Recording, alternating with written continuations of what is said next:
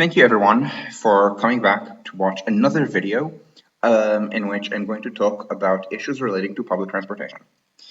This week's topic is going to be leisure travel by public transport. And leisure travel can often be viewed as tourism, and we are going to get to tourism later in the video, but I'm going to start with the most local and smallest scale kind of travel, which is any kind of social travel. So I have here an example, something called the Berlin Board Gamers Meetup. And for example, this is where I am going to be tomorrow. Now, I can't be there all of tomorrow because, as a reminder, we are having a planning meeting for New York-based activism at noon New York time. So I can't. So that is 6 my time. So I can't be there past 6. But I'm likely to spend some time here. This is a kind of leisure travel. This is me going to play board games. I don't think this is an earth shattering or any kind of shocking revelation to all of you that that I'm a gamer. I even have things right next to me. This or new or some or a new thing that I just got. Um, and if yeah, in fact, we can even talk about how especially like German board games, but especially like American game writers who try to work in the German way, like Tom Lehman from Race for the Galaxy. But that's for another time. So instead of talking about board games, let's talk about the travel to board games. So tomorrow, as you might have seen, it is at the Volkspark in Berlin. Where is Volkspark? I believe it is this area. Now I don't remember where, so I should actually check where this is, perhaps, because I have not played board games at this location before. We've played at others, so this is me literally checking where. But wait, there's a map. How to find us? The grass near the pond in the middle of the park. So it's going to be a central. Okay, yeah, that's what I thought. So it's going to be a central location here within Berlin. And how do people get there? As far as I can tell, so there's various board games. So this is at a park because outdoors for Corona. Before Corona, it would have been indoors at the bars or for example, there's a castle at Frankfurter Tor. The most the busiest game the busiest game night would be at Rudi, which is a community space on Rudolfstrasse, hence the name. So it is, I believe it is this building. And so the so I bring this up because these are again central locations in the city, and these are not neighborhood based. This is so Berlin is a large city, but it's not like it's not like everyone lives in Friedrichshain. I, I I don't actually know if any of the people who organize these lives in Friedrichshain. It's just the locations are here, or maybe in Mitte. Very, let's call it the Berlin D. So this is the neighborhoods that are within the ring, but within the half east of U6. Usually, things that are west of U6. These are places that were already very well developed before the wall came down, because all of this was well, not this, but this was West Berlin. So the areas are more expensive, and the areas are converging because of the reopening of Mitte as a location. So because all of us have moved to the city relatively recently, we tend to be U6 and East. But again, central within the ring with very good public transport access. And my point is that these are events where before Corona there could be 50 people. or 60 people, and I don't think anyone drove. Maybe one or two people would drive. So normally within Berlin, 30 something percent of trips are done on public transport. The number one thing that people do on public transport is go to work. The highest model splits in Germany for the highest public transport model splits by trip type are going to work and going to school. And so leisure is usually done not by public transport, and yet going to play board games or going to meetups, this is a social trip. This is me socializing with friends. Over, in this case, it would be board games, or at a queer meetup would be talking about the queer experience, or just saying hi to queer people, and they're having drinks, and I don't drink, so I'm not having drinks. These are leisure trips. We don't do this for work, and yet they have many of the character these social trips specifically have the so these are leisure trips, but they have the characteristic in terms of place, but not in terms of time, of work trips. What do I mean? Not in terms of time is the easiest. It's never 9 to 5 rush hour because people work normal hours. So board games can be Sunday in the afternoon, or on a weekday they can be in the evening. So there's a Tuesday at. Let me see if this is visible on here. There's no Abby. Oh, events, not about. So so usually there's the weekday ones. You can see it's at 7 in the evening. People work until 5 or until 6. And so in time, they're different. These are not rush hour trips. You serve them by having good frequency on your system, off peak and weekends. But locationally, these work like work trips. Why? Because they have the fundamental result of work trips, which is people come to there from many different neighborhoods. These are city leisure trips, not neighborhood leisure trips. This is very important. So the whole point of why city centers exist is that the city, in this case Berlin, a city of 3.7 million people, 5 million if you include adjacent suburbs on the S1 or near the S1, things like Straßberg, Bernau, Oranienburg, Potsdam. So 5 million people, you're not going to locate your job site randomly, right? If I want to open a company, let's say that the transit cost project, for some reason, gets much more money than we intend, and somehow it turns into a full-size private company that I'm going to have to manage, and I'm going to need to open an office for it. And let's say that this office is going to be in Berlin, New York. I mean, in New York, it's the equivalent, right? In terms of locational geography, just in a different city.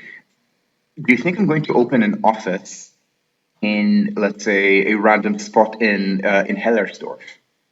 No, right? Why? Is it because I look down on Hellersdorf? Well, I do kind of look down on Hellersdorf, to be honest. People there vote AfD at much higher rate that I think is acceptable, which is 0. But that's not why I'm not going to open an office here. The reason I'm not going to open an office here in Hellersdorf is how are people going to get to Hellersdorf?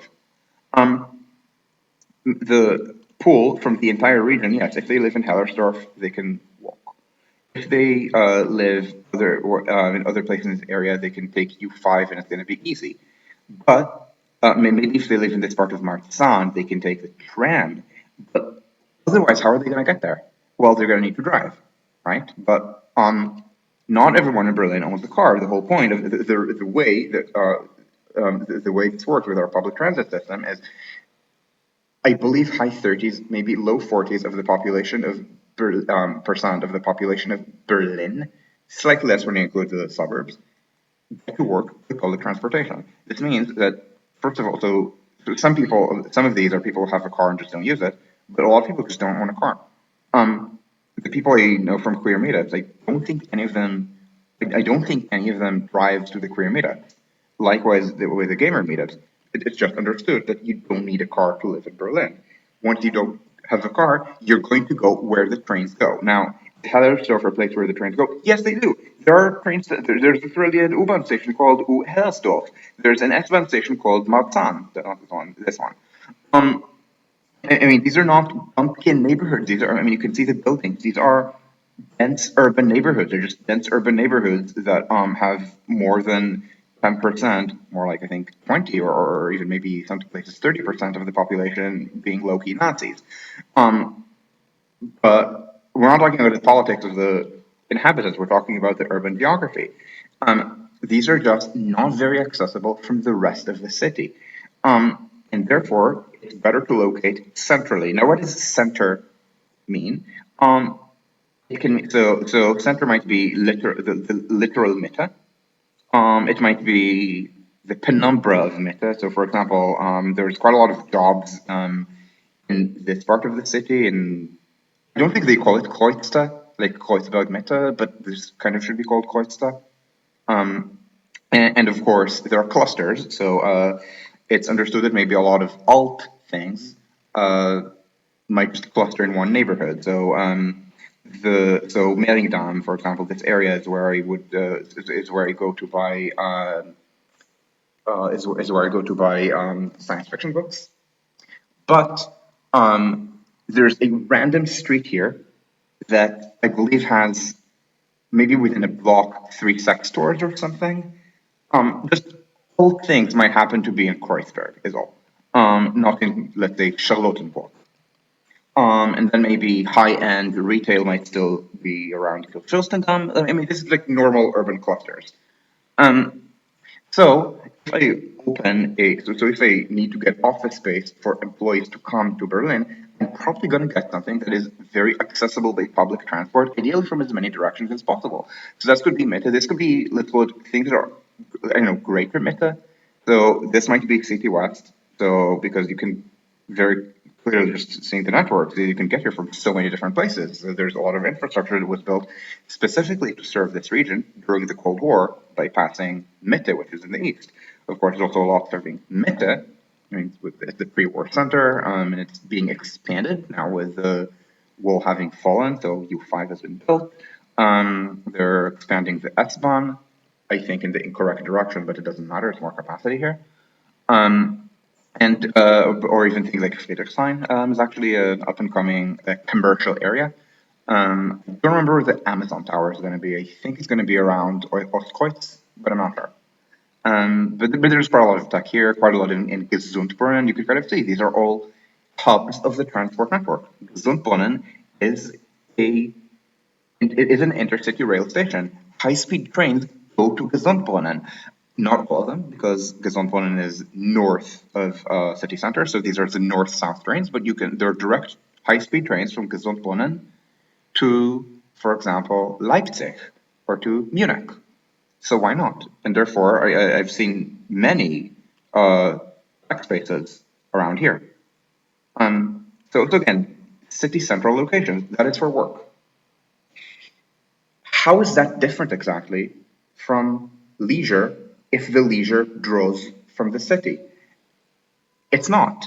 Now, as with work, leisure has certain patterns of subculture, socioeconomic class, and then maybe it's going to be, and then maybe there's going to be some offset. So I gave the example before of people at both the queer meetups and the gamer meetups are typically people who have moved to the city uh, since the wall fell. It's not people who have lived in the city for longer, or maybe they're younger, but they grew up in the city to parents have lived here before. So for the most part, um, it's people who, again, we're not going to move to Charlottenburg because Charlottenburg was already expensive, but we're going to come to, as I said, the D, so U6 and Points East. So the social outlets also tend to be U6 and Points East. The queer meetups that I can think of, they're largely within this D as well. I think there was one in maybe Schöneberg. I'm forgetting where, but but otherwise these are mostly in Friedrichshain, in Kreuzberg, Neukölln is of course very big because Neukölln has a socialist history, communist history. In fact, it was the headquarters of the Communist Party was here before the war, and the antifascistische Aktion slogan actually comes from that. So to me, antifascistische Aktion does not mean anti-fascism; it means communism and rejection of any and all alliance with the Social Democrats. So it's kind of weird. The Antifa slogan comes from the communists, and maybe the red and maybe so the red flag, which turned into a red black flag. So anarchists using communist iconography. But the related symbol of the three downward pointing arrows that you sometimes see on Twitter, that is actually an anti-communist slogan. This is a social democratic slogan. The three arrows are opposition to Nazis, communists, and the monarchy. And a lot of this was again in Neukölln. And Neukölln was a countercultural center post-war, so a lot of countercultural spaces are right here. So again, the socializing happens U6 east within the ring, because it's somewhat socially special, but it's not like there's one neighborhood where all of these are. Again, maybe there's something in Neukölln, but equally you could be Kreuzberg, Mitte, Wedding, Gesundbrunnen, Prenzlauer Berg. So these are fine. Sometimes even going slightly outside the ring to the inner parts of Pankow. Wedding is mostly an outside the ring neighborhood. Maybe even Lichtenberg. So mostly, again, central places so that people can get there easily from the entire city. And this is something that reinforces public transport and is, of course, and just as it reinforces public transport, it is reinforced by public transport. If this were not a city with public transport, if this were Los Angeles, okay, in Los Angeles it would not be like this. In Los Angeles, just as the job geography of Los Angeles is very dispersed, the proportion of jobs in metropolitan Los Angeles, for which it should be mean weeding Los Angeles density. So this is a blog post of mine that I recommend that people read. Um, It is about the job geography of Los Angeles, and there are a bunch of follow-ups. Yeah, the eyes on the phone, exactly. Um, so, so the LA density issue is that LA has high residential density over the built-up area, uh, although the central areas are not European dense or anything like that. But the point is that LA is kind of all over. So in LA, lacking public transit, these kind of social trips, these kind of normal urban leisure trips can't happen in city center because city center is congestion. Now, remember, place but not time. These are not at rush hour. And yet, traffic is bad even at 8 in the evening. So people from all over LA are not going to meet for drinks in downtown LA. And this is actually going to be, and this is actually a problem of Los Angeles and generally of auto-oriented cities. They can't draw from the entire region because there's no public transit. And I'm going to jump from LA back to New York just because I'm more familiar with it because I can tell you exactly how this works in New York. In New York, the gaming meetups that I would know, um, they were in the inner part of the city. If someone has an apartment in Sunnyside, they might happen there. Or better yet, people might go in the deli in or around Midtown. So, for example, there was a meetup that I would know that I would sometimes go to well past leaving the city, just visits on 28th Street. I think there's this deli at 28th and 5th, where people would go play board games, and of course they would all travel by the subway because these are carless New Yorkers. Some meetups would go slightly further away again. Sunnyside, Columbia, actually. I got into this through the Columbia Board Games Club, to which nearly everyone took the subway, even when it was late at night when we were coming back, and it was late night headways. So trains coming every maybe 20 minutes. But you were with friends, so. But again, that's borderline. People only do this because they're carless New Yorkers, and if they had to do this all the time, they would just get cars and leave the city. And this is within the city. So New York is not Berlin. This means two things. First of all, New York is actually three things. First of all, New York is larger. Second, New York is more segregated than Berlin, so there are different meetups. So I know that, for example, the queer meetups in New York have many, many more subtypes than they do in Berlin. So, for example, not something that I would ever obviously have been to, but for example, I know of Black queer meetups. So meetups specifically targeted for Black queers. So it's intersectional identity in New York. And these, as you might expect, so in the same way that in Berlin, these meetups are in the eastern half of city center because very few people that I know of live in Charlottenburg. In New York, the Black queer meetups are naturally not going to have to be in Midtown. I mean, maybe, but at least the one I know is in the main African American cultural center of New York, which is Harlem. So people take the subway to, I'm forgetting where, in central Harlem. And so that's the second difference. And the third difference is that unlike Berlin, which is a transit-oriented metropolitan area, New York has a transit-oriented core surrounded by an auto-oriented suburban hinterland, which is moreover deeply divided by water with separate identities, so to speak, for Long Island, the Metro North Shred, so Westchester, Connecticut, and Jersey. And I give this as an example because we could go to gaming conventions in all of these because a gaming convention is an especially long trip. So imagine going to a game night, that's like going to work. The commute length that people tolerate is similar. It draws from around the city. It's a few hours. But a gaming convention usually is a weekend affair.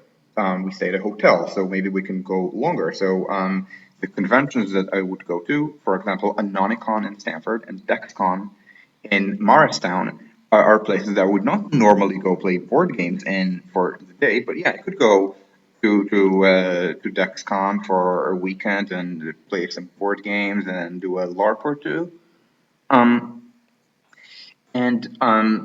importantly, when people try to do work scale trips for leisure, so that would be board games, um, they would not be able to draw from the entire region because the region does not have enough public transit to make a central location accessible to everyone. So, as an example, there's this game called World in Flames. Hey, Branka. So there's this game called World in Flames. It is a World War II game, which is famous or infamous for being very hyper detailed and trying to be very realistic about the diplomatic situation. So, for example, there's an entire mechanism for what the Allies and the Axis can do to either accelerate or delay the entry of the United States into the war. And it's not Axis and Allies where you can do weird things like invading Alaska. And it's also, and the game also takes a long time. It's kind of designed to be done in multi-hour sessions, maybe once a week over an entire year.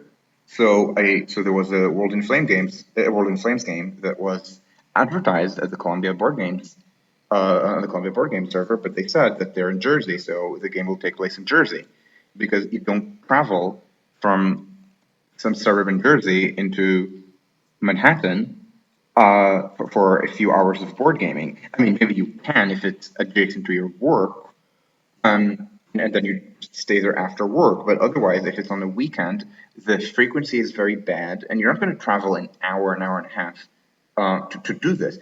You might do such a thing for work that you absolutely can't do anywhere else. That's how commute times in very large cities are long, like in New York or even more so in Tokyo. But in Tokyo, I believe the average commute is an hour each direction. In New York, it's something like, I think, 45 minutes. Because what are you going to do? I mean, finance jobs are here. You're not going to, I mean, what are you going to do? Quit and move to Dallas? Um, if you're an oil engineer, yeah, you can move to Dallas or Houston. But if you're in finance, you're never going to, I mean, sure, there are finance jobs in Dallas. The amount of income you're losing is so big that you're gonna suck it up and do your commute on an uncomfortable train from somewhere in Jersey to Midtown. For World in Flames, yeah, they met somewhere in Jersey, accessed by car, of course. Um, but that is inaccessible to people from the city because we don't have cars if we're carless New Yorkers, which is fine. I mean, they're not trying to have many people for World in Flames. And it's also important that this is a smaller thing. It's not, they don't need to organize 50 or 60 people. I think World in Flames is a game of. Actually, let me check this. I'm curious. World in Flames. Oh, 2 to 6 players. And as you can see, setup time is up to 2 hours. Like normal board games last this. That's not setup and playing time, 20 to 180 hours.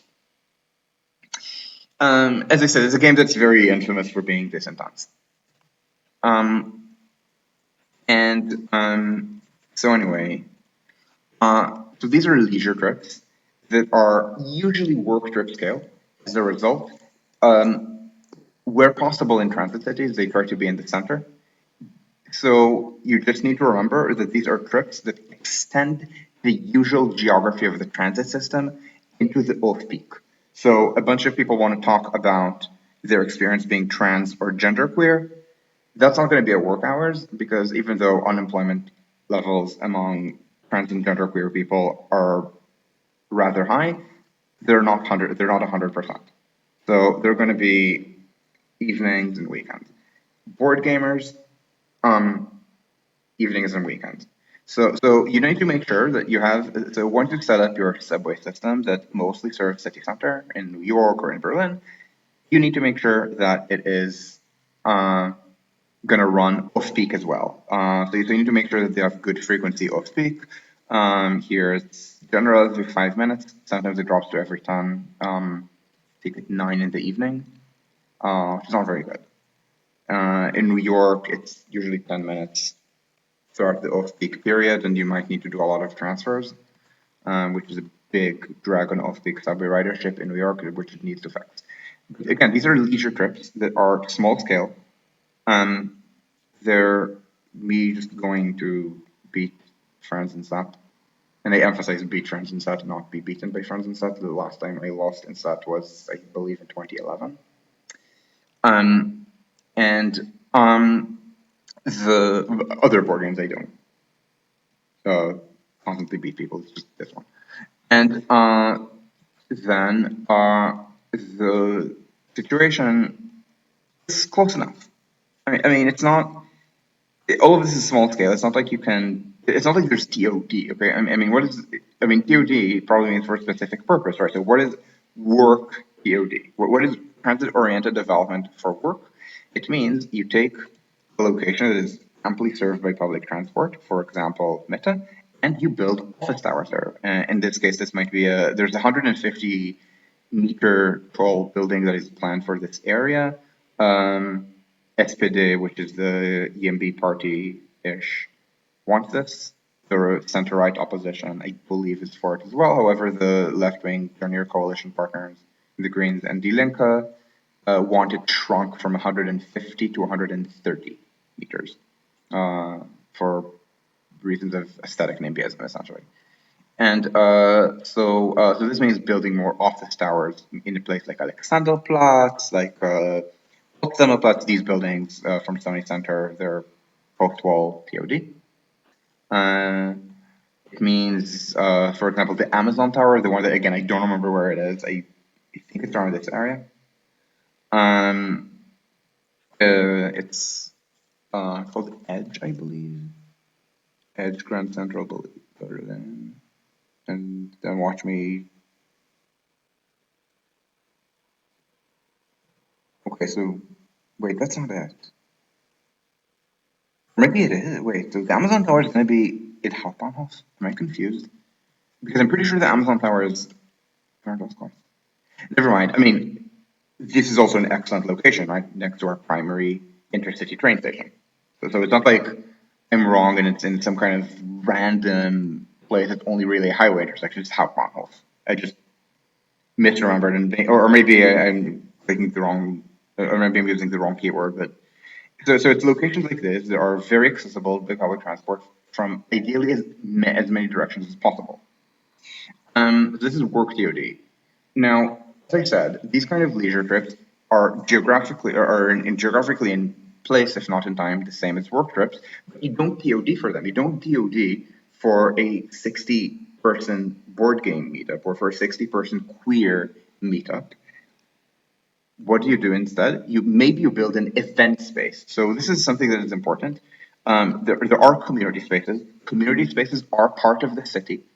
They host events. They host social events. Again, Rudy is an example of this. So Rudy, no, it's not this one. So this is I know where it is. So if I'm wait, Rudy,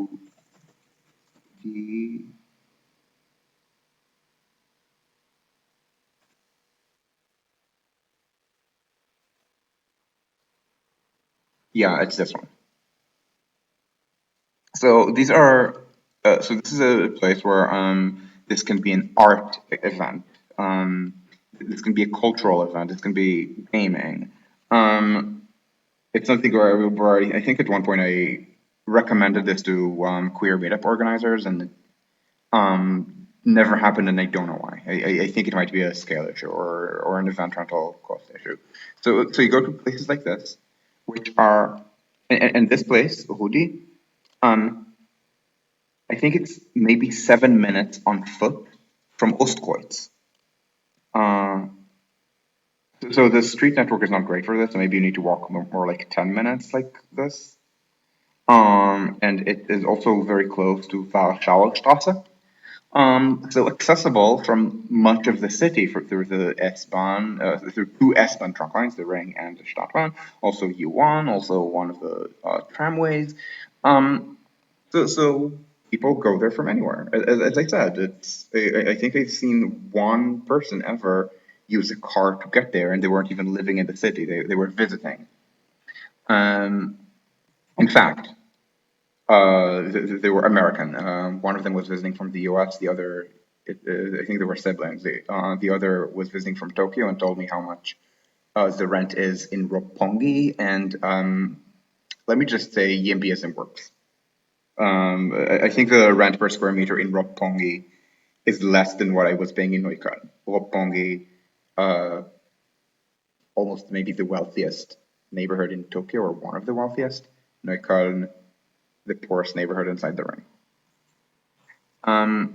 And so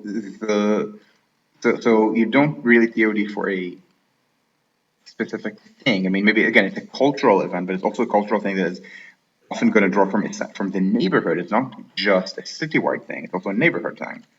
But other meetups, I mean, maybe at a bar. A bar is not TOD. When someone wants to open a bar, on a commercial street in a central city, that's not TOD. That's just a business. TOD is development.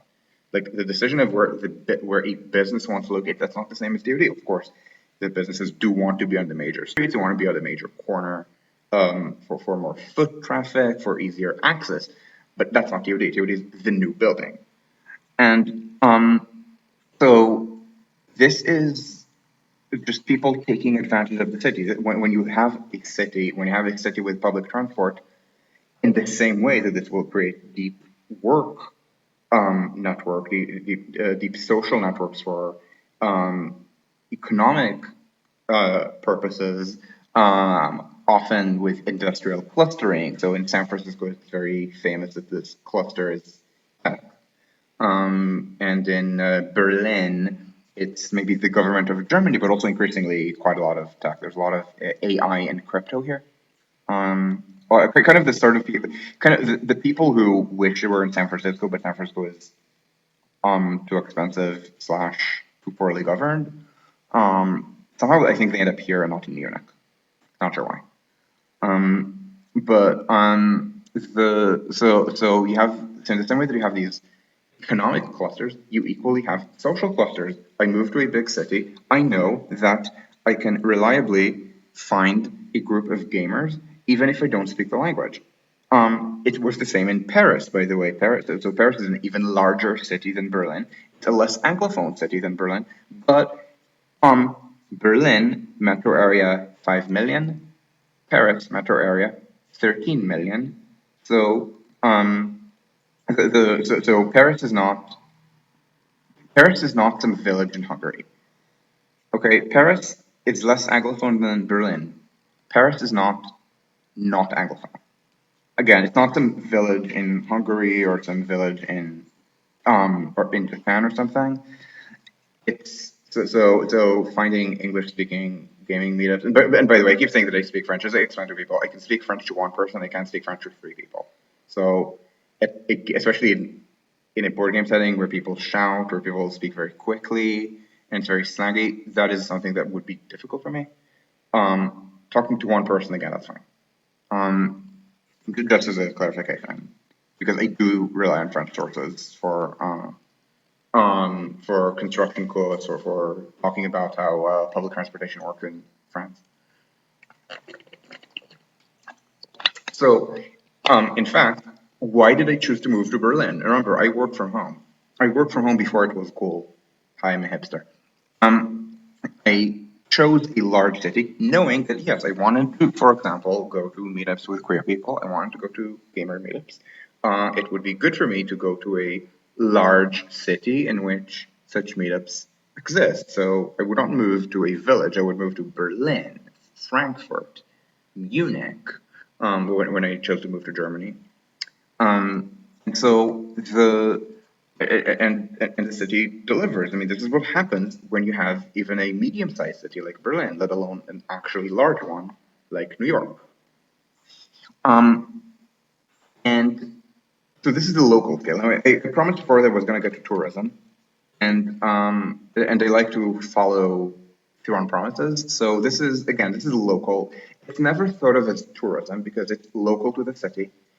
It's and because it is local to the city, it doesn't have the stigma of tourism because people in cities with lots of tourism tend to look down on the tourists. They tend to think poorly of the tourists for being very obtrusive, or maybe some social faux pas. Like in New York, it's I think that tourists walk more slowly than New Yorkers, and if the street is very crowded, which is expected in Manhattan during the day, then a tourist who just stands in the middle of the street, stares at a building with 60 stories, like it's a tall building, which in New York it really isn't, and starts snapping a photograph, that kind of annoys people.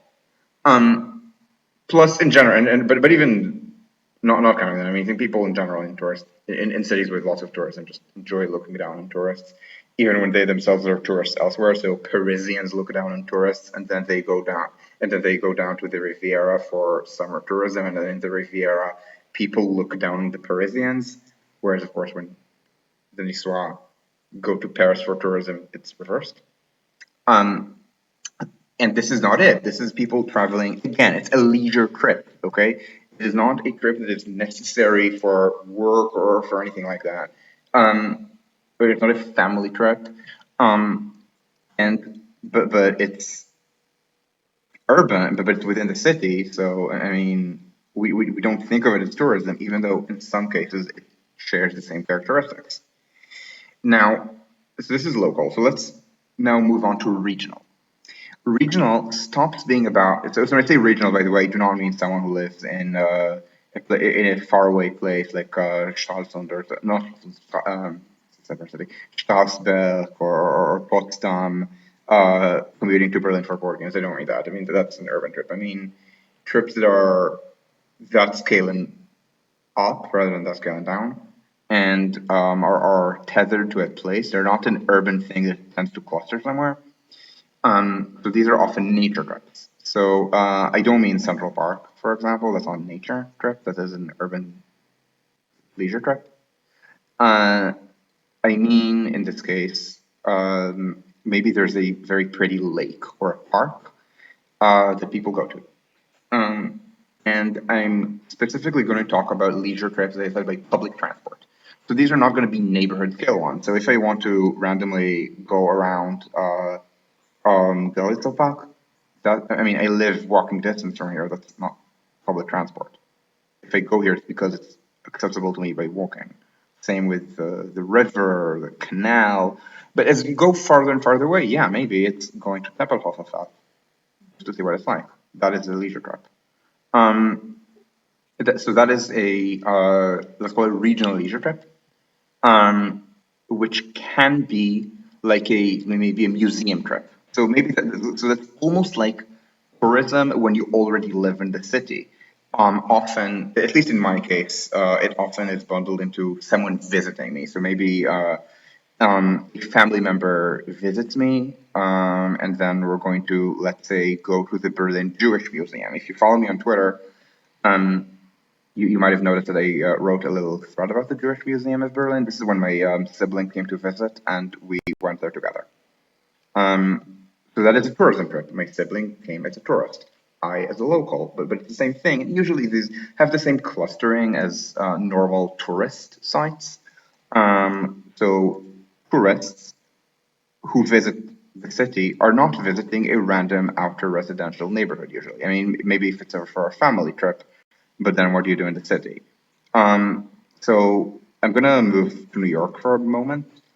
In New York, where are the hotels? Do you think the hotels are in Bayside? So here, maybe Coney Island,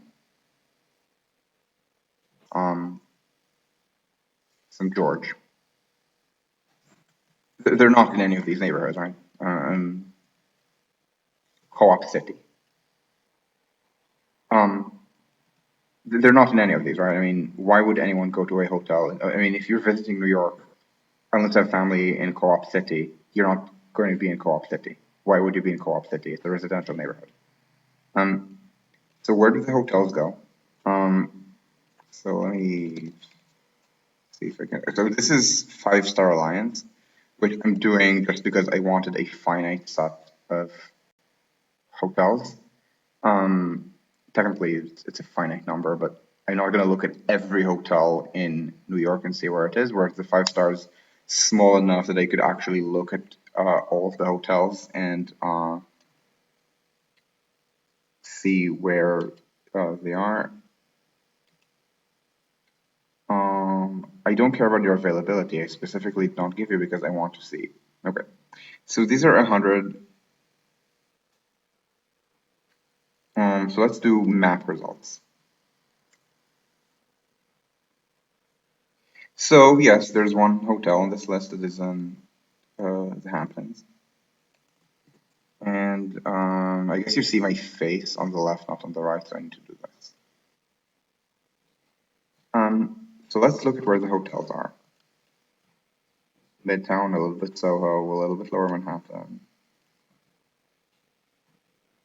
a tiny bit Upper East Side, but city center.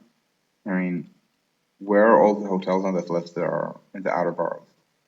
Literally, this list cannot find you a single outer borough. I'm sorry, and remember, this is not because of the way the search is written, because they do have one on Long Island. So it's not like it's just the address New York, New York, which is Manhattan. So the hotels cluster. And again, these are high-end hotels, of course. Let's not forget that. Manhattan is expensive. So where do the cheap hotels cluster? Well, as close as possible to Manhattan. I often would stay in Long Island City, just because it's the first neighborhood of Queens that you hit outside Manhattan. So I'm trying to remember where I think there was this one time. I think my most recent trip to New York, I stayed at a hotel around Queensbridge. Uh, I think it was literally this hotel. I'm not sure. Um, so um, somewhere around here. At any rate, the point is that the hotels are close to city center because tourists are visiting city centers. So this is we're not talking about using the public transport for tourism. This is me explaining that when a tourist gets to the city by whatever mode, usually airplane, the tourist will then stay close to city center for regional amenities that cluster in city center, like the work trips do. So this would be, so if you're a tourist in New York, you go to Times Square. New Yorkers know this because New Yorkers sometimes find themselves around Times Square, always for work purposes, of course. A self-respecting New Yorker will never be at Times Square for voluntarily. And they see all the tourists. Um, and maybe they work around here, the New Yorkers, and they see all the tourists swarm around Broadway Theater where they're spending $4 on a half-liter bottle of water like they're being scalped. And so the tourists are right in city center. Why? Because they want to see Times Square and the stores of Times Square. Maybe especially historically they would go to department stores. Nowadays that's everywhere. So you don't go to New York just to go to Macy's. I mean, maybe just to see Macy's, but you can shop everything that you're buying at Macy's. You can buy where you live anyway. But you can go. But the museums, for example, that's New York. If you go to the opera, you go to the Met Opera. That's around here, and Lincoln Center, things like that. Um, these are leisure destinations that tourists are interested in, and they tend to be around city center. But of course, locals can also be interested. You think New Yorkers don't go to museums? I mean, I went to museums all the time as a New Yorker. Often I would even go alone, even without family visiting. So, again, you can probably guess that I'm nerdy enough that I would have gone to to AMNH by myself. But not just this. I would go to all manners of places, and and yeah, they not always. Sometimes they cluster. Sometimes they don't cluster. Usually they do. Sometimes they don't. The aquarium is an example of something I went to by public transport. That's here. It's not. I know that. Okay. Oh, West Eighth New York Aquarium. Yeah, right here. They even call it like that. So this is at the outer end of the city. I believe the history of why the aquarium is here is that it used to be in Lower Manhattan, around the Battery, and then Robert Moses was so pissed that the Army Corps of Engineers wouldn't let him build this as a bridge and forced him to build the Brooklyn Battery Tunnel as a tunnel that the story is that he retaliated against the city because he blamed Lower Manhattan interests for telling the Army Corps of Engineers to tell him not to make it a bridge. So he retaliated against them by moving the aquarium to the outer end of the city.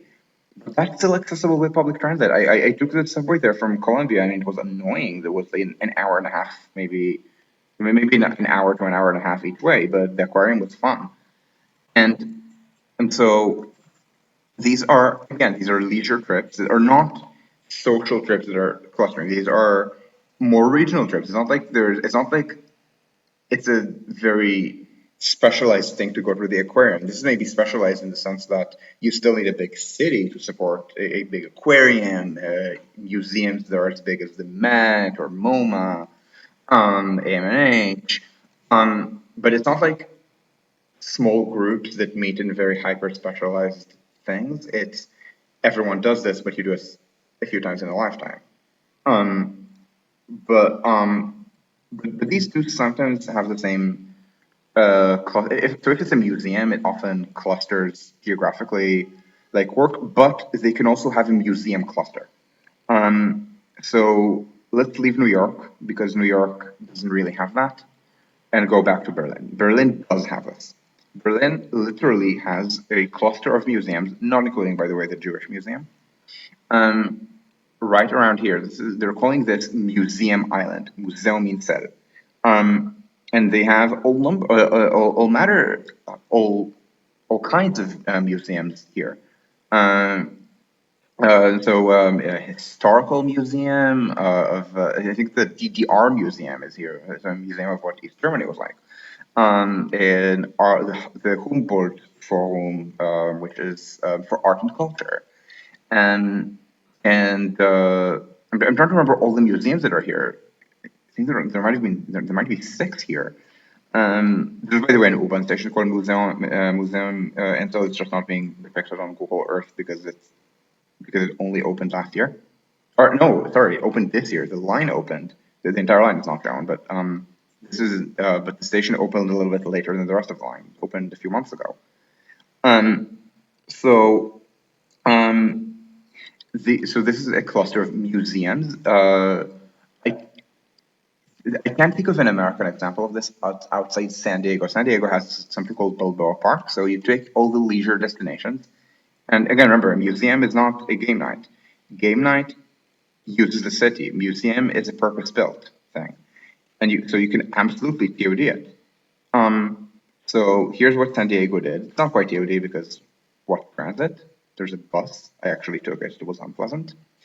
So around here, around Balboa Park, they put all of these things at once. So the idea is, if you're visiting the city, as I did, it was 2014, then they expect you to come here, and you can see this is not TOD, this is by car.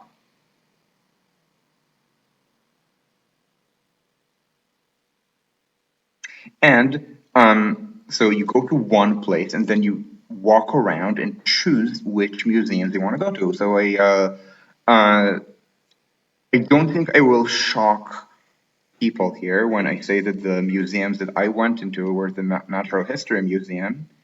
Uh, I believe it was, wait, was, I think it was that museum. There was this museum that had the real pirate exhibit.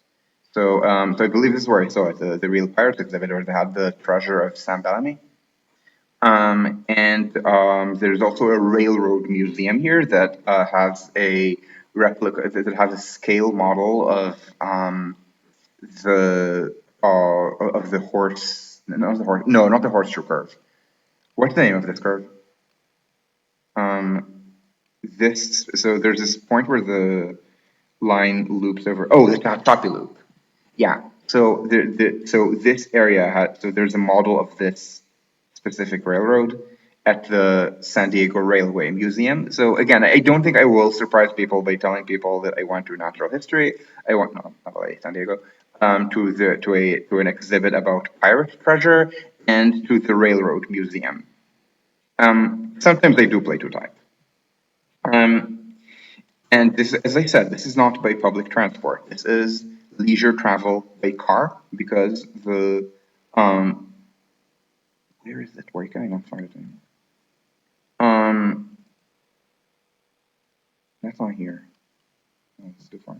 It's here. Um, so this is leisure travel by car because it is Southern California and it is expected that all travel should be done by car except if it's such long distance that you do it by plane. But this can equally be done as DOD. For example, this could have been done not separated from city center by a freeway, or this could have been done right next to a light rail junction. San Diego does have a light rail network. It's not that well used. It has decent usage for an American light rail system. It just doesn't have any support, so the model split is, I think, maybe 3 or 4%. But they could have, for example, tried to build a lot of museums next to light rail stations. I think this might have been a good location. I'm not sure. And in Berlin, this is indeed what is done. So in Berlin, which unlike San Diego, does not expect people to drive to all purposes. On the contrary, it expects people not to drive if their destination is city center.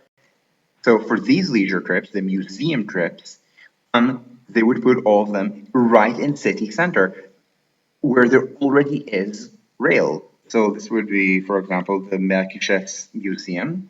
It is, of course, walking distance to Alexanderplatz, walking distance to Unter den Linden, walking distance to Friedrichstraße, and now there's also an U-Bahn station, which is here, which, again, is not being depicted because it is so new, but it exists. It's called Museuminsel. And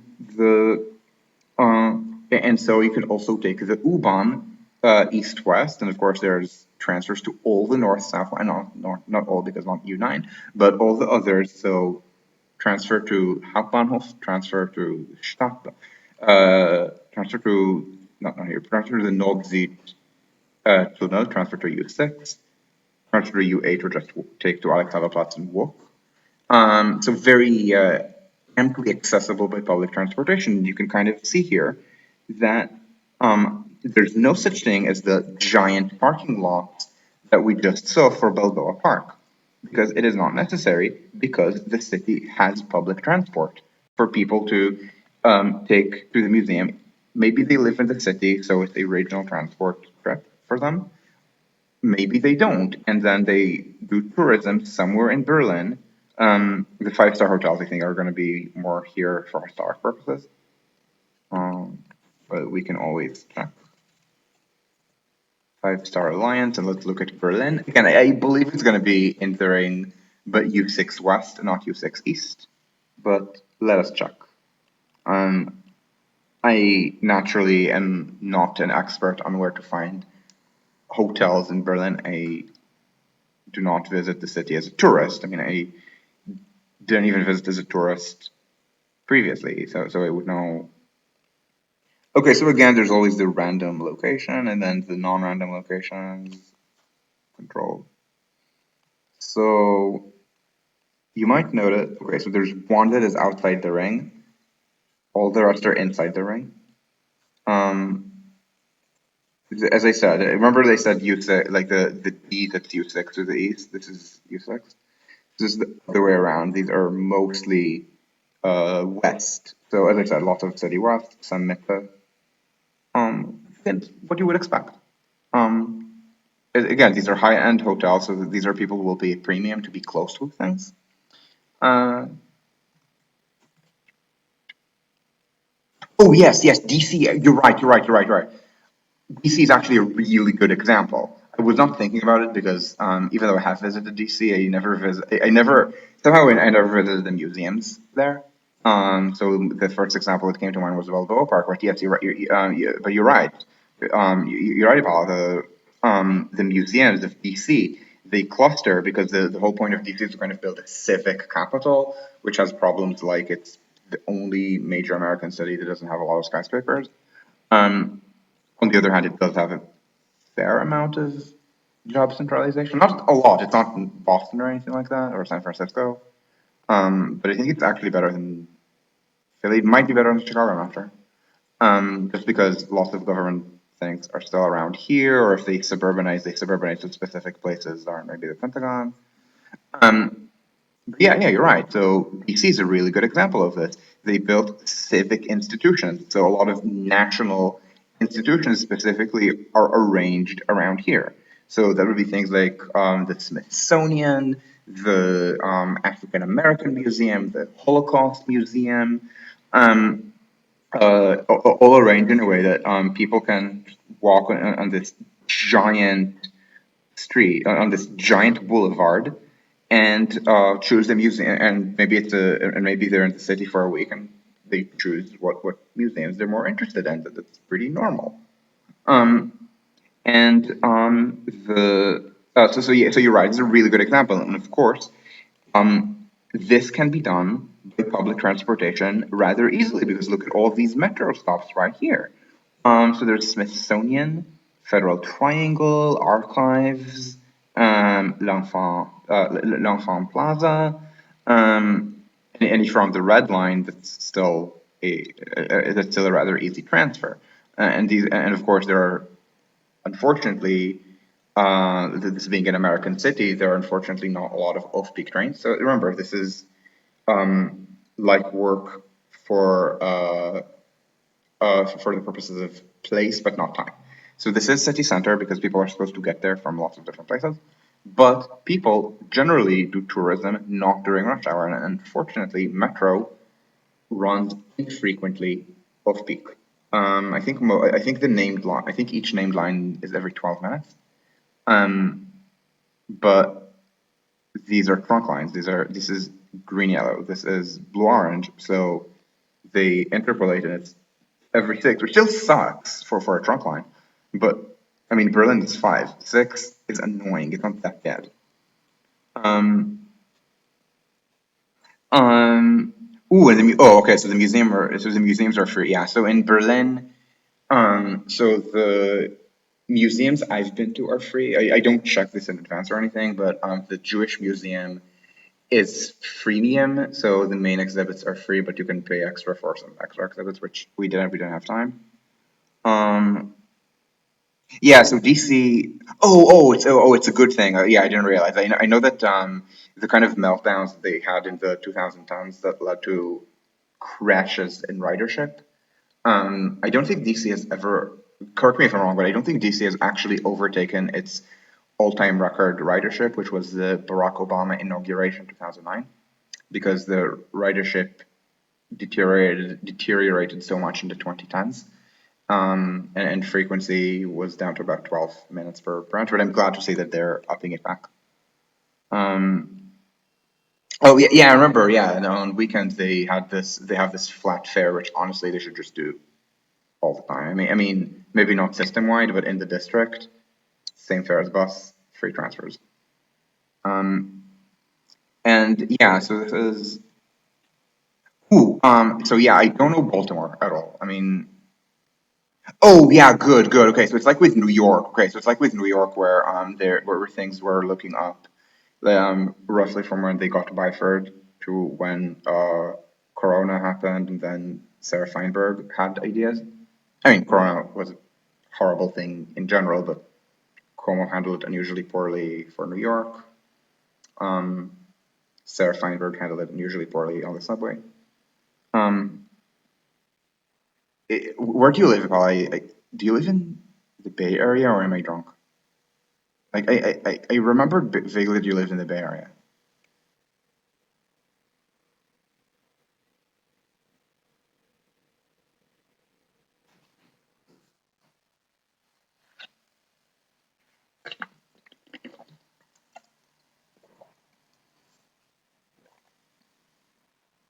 Oh, you're in Houston. Okay. Yeah, I imagine in Houston, if there's such a cluster, it would be entirely by car. It would be maybe outside the center a little bit, like in San Diego. Wait, why are you being underground at NYU in DC? I thought they go. I thought they're going back to in-person classes.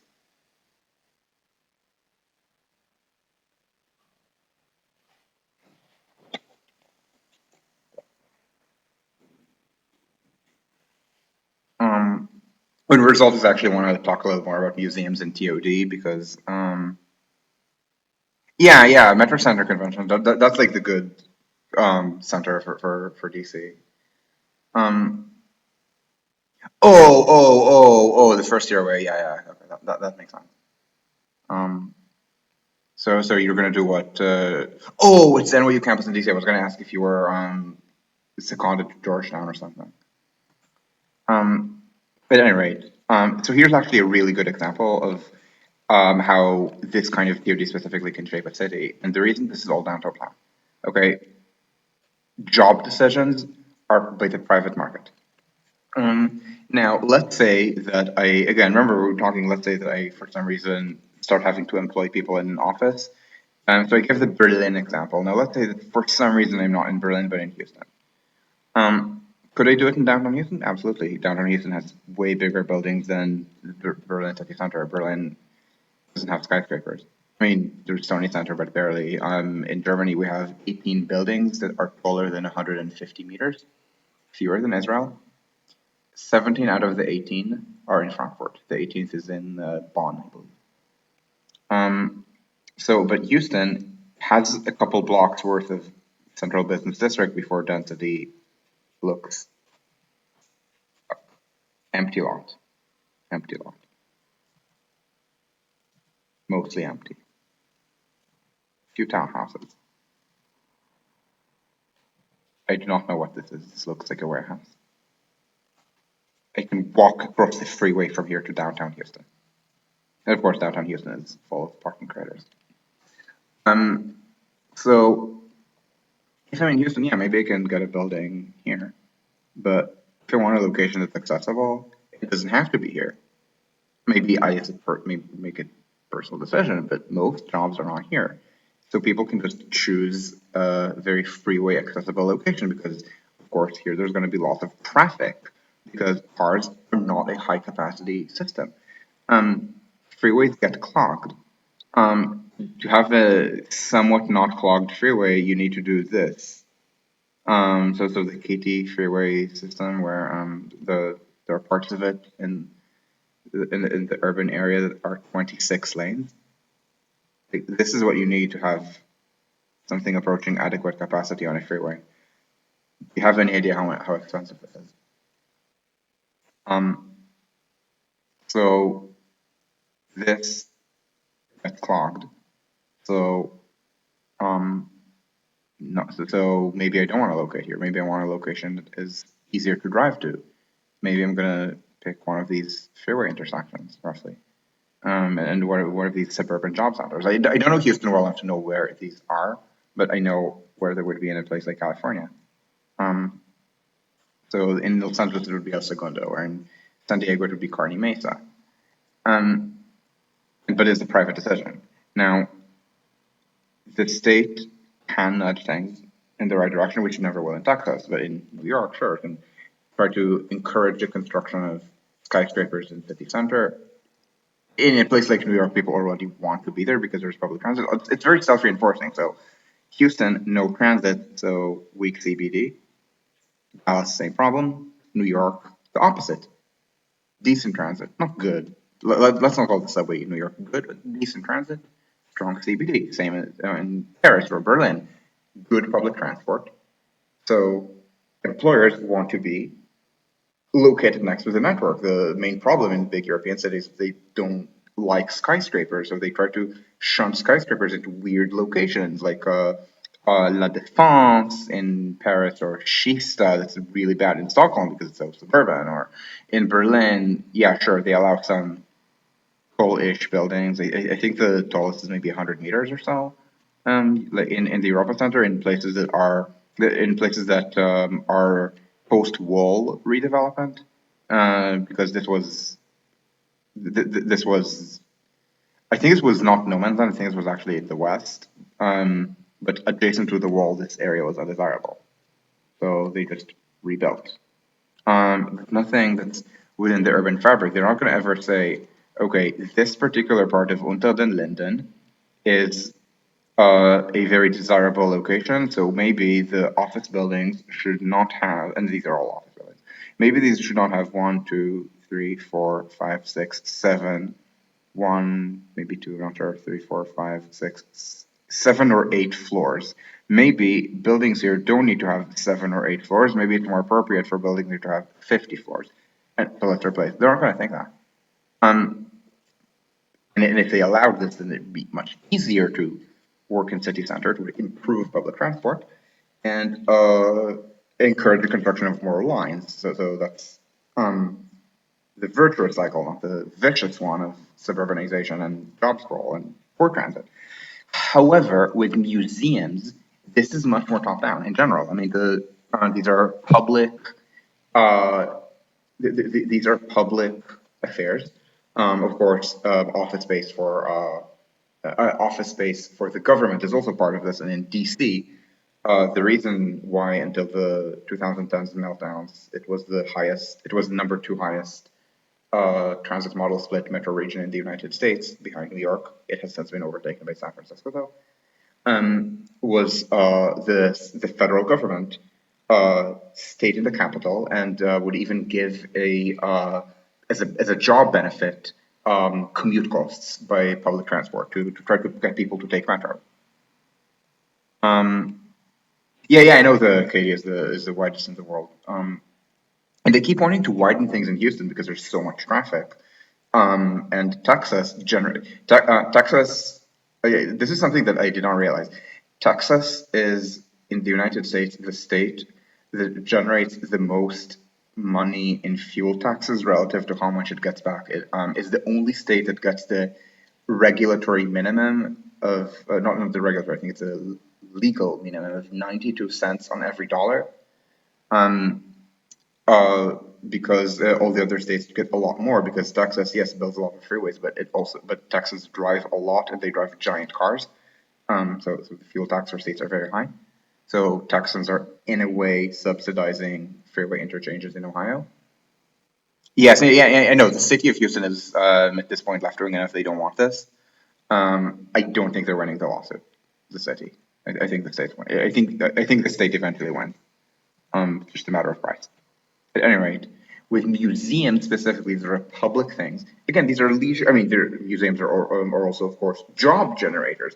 Job generators in the culture industry. This is absolutely an industry, absolutely people who work in the culture industry, and of course also not just skilled culture jobs, but also I don't think they're called blue collar jobs anymore. Maybe pink collar, but also low education jobs for the service sector. So these generate jobs. Predominantly, I think mostly people go to the museum not because they work there, but because they visit. And absolutely, the city or the state can say, okay, we're going to build as a maybe it's a kind of urban renewal or something, museums in one location. New York, by the way, did that. A lot of urban renewal that James Jacobs criticized was not freeways. Freeways were the most infamous for the Lomax, but she also equally criticized the cultural center being built around Lincoln Center, where she portrayed it as a hellscape filled by bombs. Go there today. That's not how it looks. And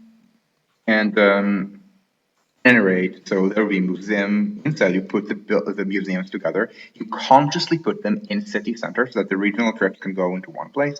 It can be done by public transportation. Now in Berlin, this is something that has been done recently, and of course, the public transportation is, for the most part, pre-war. The Stadtbahn is 19th century. The Nordsee Tunnel was a Nazi public works project planned before the Nazis, I must add. U6 is 1920s, U8 is 1920s, U2 is early 1910s, I believe. And so there was lots of underused infrastructure. There still is Berlin's. So the U-Bahn in Berlin is at all-time peak. I mean, pre-corona it was at an all-time peak, but the S-Bahn was below wartime peak.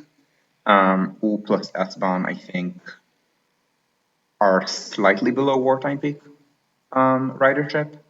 Although it's not as underused as I might make it sound, because Berlin has also not really had population growth since World War II. I think the war era city had 4.5 million people, or maybe even 5, and now it's 3.7, and the metro area is 5, so the metro area is basically the same.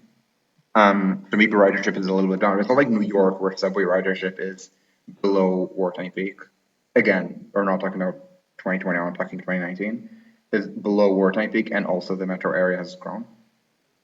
But at any rate, so they use this existing infrastructure, but also new infrastructure that we're building at the same time. So U5 under Unter den Linden to Hauptbahnhof, and allow leisure trips to be done by public transport. So these are regional ones that are in city center. Just because if people get there from everywhere, then that's where you go. You put Museum Insel in city center. You put the zoo near city center. The zoo is maybe more land intensive, so you don't put it on Unter den Linden, but you put it right here. That's normal. And of course, again, and of course, there are always quirks. Like in New York, where is the zoo? It's in the Bronx. I have never been to the Bronx Zoo. I lived in the city 5 years. Would I have been there if it had been in Central Park? Yeah, probably. But again, there are always little quirks, like the zoo being in the wrong location, and maybe the museums being in a weird location. Overall, you want to be in city center. You want this to be development in city center. So here you absolutely can do TOD, unlike queer meetup. There's no such thing as TOD for queer meetup. You can have community spaces that are also used by queers or by gamers or by a million different kinds of social groups that I'm just not mentioning to you because I'm not members of them, and therefore I cannot tell you exactly which buildings they take place in. So these are regional, or I should say these are regional trip type number one. Because there's also number two, which are places that are more based on natural amenities, and these tend to be all over. And this is where we start to get out of the city. So these can be based on geography or history. So for example, a place that I probably am eventually going to go to but haven't been to yet is the Spandau Castle, Citadelle. This is here for historic reasons, right? It's not like, I mean, this is a historic castle. It's not like this was built here and not in city center because of cars, right? This was built here because Spandau was at the time an independent city. So this would be a historic castle that has no reason to be in city center because castles, I mean, the whole point of a castle is it was the domain, it was the center of the domain of a rural elite. So you pick a hilltop, you don't pick a crossroads, you pick a defensible location. Now, this defensible location can absolutely turn into a city.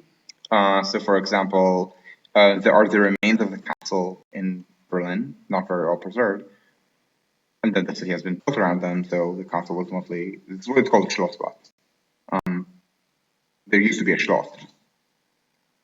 There's much of an interesting remains.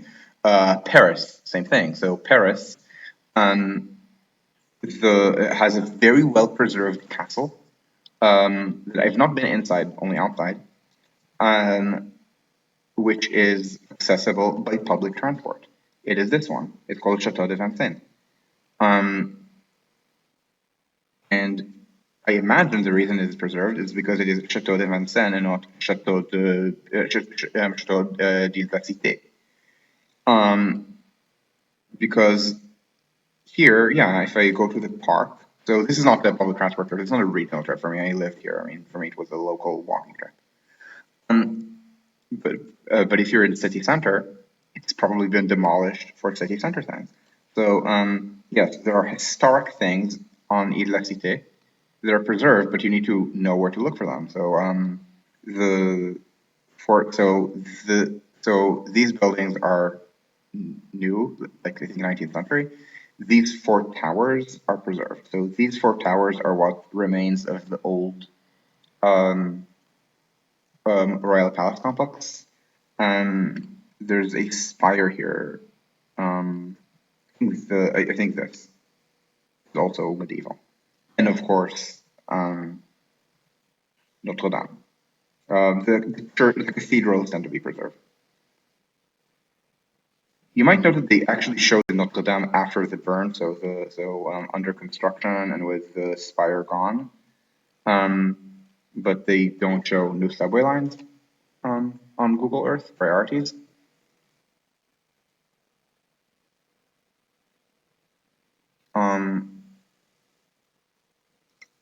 Thank you, I'll take your questions later about high speed trains.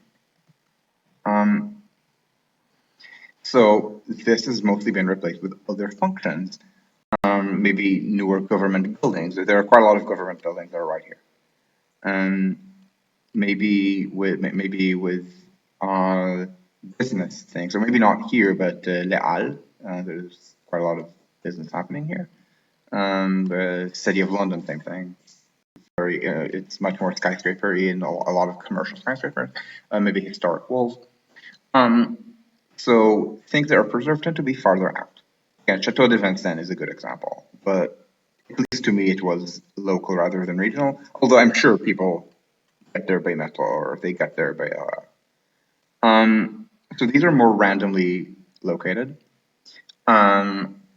These are, if they're historic, you can't TOD. I mean, what exactly does it mean to do TOD around a city whose main claim to fame is that it was the first Anglo settlement in New England, like Plymouth? I mean, yes, you could drag the trains there. The trains used to go to downtown Plymouth. They, at this point, only go here. The right of way still exists. It needs to be restored. So you build the trains there as far as possible. Now, thankfully, if it's historic, you have a silver bullet. And the silver bullet is that if it is historic, it is likely to have also existed historically back when the only mode of travel beyond foot range was the train. So the trains would have gone there. So Plymouth is important enough that a train was built to Plymouth. Now, most of the line is intact, not all of it. But again, this can be restored, and then you can have a train here, and then you can make sure that people can take the train between Boston and Plymouth. Moreover, if it is a historic city, then it is likely that the city developed around the historic center. So again, you're talking about good geography as if it is work in place, but not in time. If I live in Boston and I want to visit Plymouth, am I going to do it at rush hour? No, I mean, maybe if I'm taking a day off or something, but probably not. I work so I work weird hours because I live in Berlin facing Americans. But if I work in New York or Boston, I imagine. I mean, when I visit New York and Boston, my hours tend to reset to something approaching normal bourgeois hours. So I wouldn't visit here 9 to 5 on a weekday unless this was a free day. No, I would visit weekends or or I would visit um or I would visit, let's say, evenings. Generally the off-peak period. So the train needs to be there off-peak and on weekends while still understanding that the location is the same. It's the same with the trips between Boston and Providence. Um, so um, when I lived in Providence, at one point took the train to Boston on the 4th of July. At one point, I think that tell you the exact date, the 4th of July, 2012. Um, the Boston Pops Orchestra was playing around here, and the orchestra was playing John Williams. Apparently, the composer John Williams, the one who scores all of Spielberg and Lucas's films, apparently is Boston based. So they had the entire orchestra play the Indiana Jones theme. Um, and yeah, people were, and I was meeting a bunch of people here. Um, and this was a leisure trip, based on, in this case, the historic status of Boston as the center of the American Revolution. So there's quite a lot of historic things about the American Revolution in the city. And unfortunately, I actually had to crash with someone because this went until maybe 11:30 or almost midnight, and I think I missed the last train to Providence by maybe 15 minutes. Um, so the so the train needs to. So in this case, the train needs to have slightly better span, for me to be able to have been able to make better use of it. But usually these events don't go until midnight. If it's a museum, museums close. If it's a park that's very famous or a view that's very famous, like let's call it Niagara Falls, then you don't want to go at night. Usually pretty sites are daytime affairs. So maybe span is as important, but you absolutely have to have good off-peak frequency. Boston to Providence has sucky off-peak frequencies every 2 hours off-peak. I did this because I'm a trained nerd and an environmental martyr or something, but usually people would drive. And this is especially during the reverse. So the same person who I crashed with, I would then invite to visit me in Providence for a day trip to Waterfire. So Providence has these lights called Waterfire. I don't know if it's visible on Google Earth, but I guess it's on. But I think it's every other Saturday in the summer. They have torches in the middle of the river that they light up uh, for or like in the evening, during sunset, and there's lots of vendors, lots of random nerd stuff. There was a very cool living statue.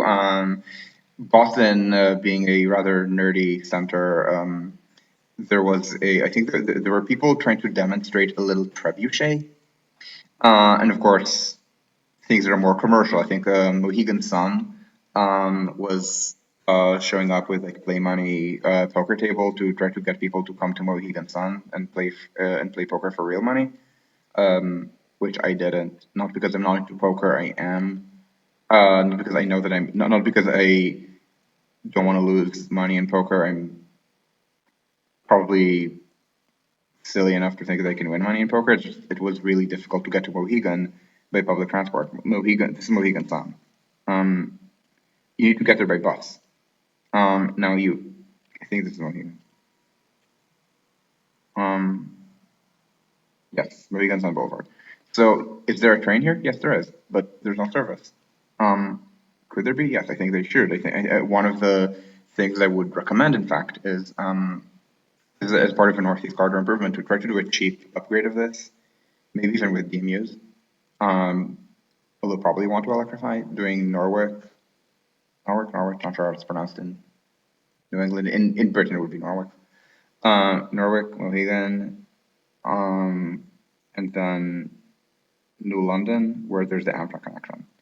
And again, it needs to be like good regional rail, so timed with Amtrak, trains probably every half hour. Just that Amtrak doesn't run this frequently, and neither does Shoreline East. So they need to. So this is where you need to do this kind of coordination of regional rail to get all the moving parts to move at the same time, instead of doing these midnight buses from New York City to Mohegan. So this is another example actually of a leisure trip. So going to the casino. That's a leisure trip. And if the casino, so if you're in Europe, often the casino will be in the city. In Berlin, we don't have, and so in Germany, we don't have big urban casinos. We have Spielhalle. So that's like a little place that's covered away that has, I think, only slots. I think London has more urban casinos. I know that Calgary has one, uh, and or Vancouver, and so that's on Europe. That's Canada, I know. Um, and the Riviera has these, and not just Monaco. Um, and so so in the United States it's very different because it's only in Vegas and in Atlantic City. In general, it's viewed as vice. So kind of the compromise is you can outside Nevada and Atlantic City build casinos, but only if it's an Indian reservation. Indian reservations are not in the city because if it were a good location for a city, the Indians would have been ethnically cleansed from it centuries ago. So the reservations are in the out of the way places. Sometimes there's a train. It's a random place because the casino is not a natural attraction. Construct of this is a construct of some kind of legal regime. But in this case, it is. Just happens to not be active, but it could be. Now, when things are more historic, you could have tourism by train. You could absolutely have tourism, for example, along all of these historic cities on this railroad, the Shoreline, which currently has Amtrak. Um, I mean, Amtrak is not very good for this. I mean, I won't say it's slow, but this would be regional. It wouldn't be any faster, but it's not very frequent. It's very expensive. Um, and the frequency is not regular. So if people need to do some kind of bus connection, or in this case, the rail connection on or to Mohegan, they can. But this is provable, and these are historic cities. People might want to visit. I mean, Mystic has Mystic Pizza, which has a Julia Roberts film about it. Um, so if it's a historic city, then people can do it. If it's a natural attraction, often the natural attraction was built in era. Now, if it is a post-war thing, forget about it. So, something like a theme park that is post-war, forget about it. It's going to be built next to the freeway network. Of course, you can do TOD and try to build a theme park next to the regional rail network. It's absolutely possible. But this has not been done that I know of. But it can be. No reason not to.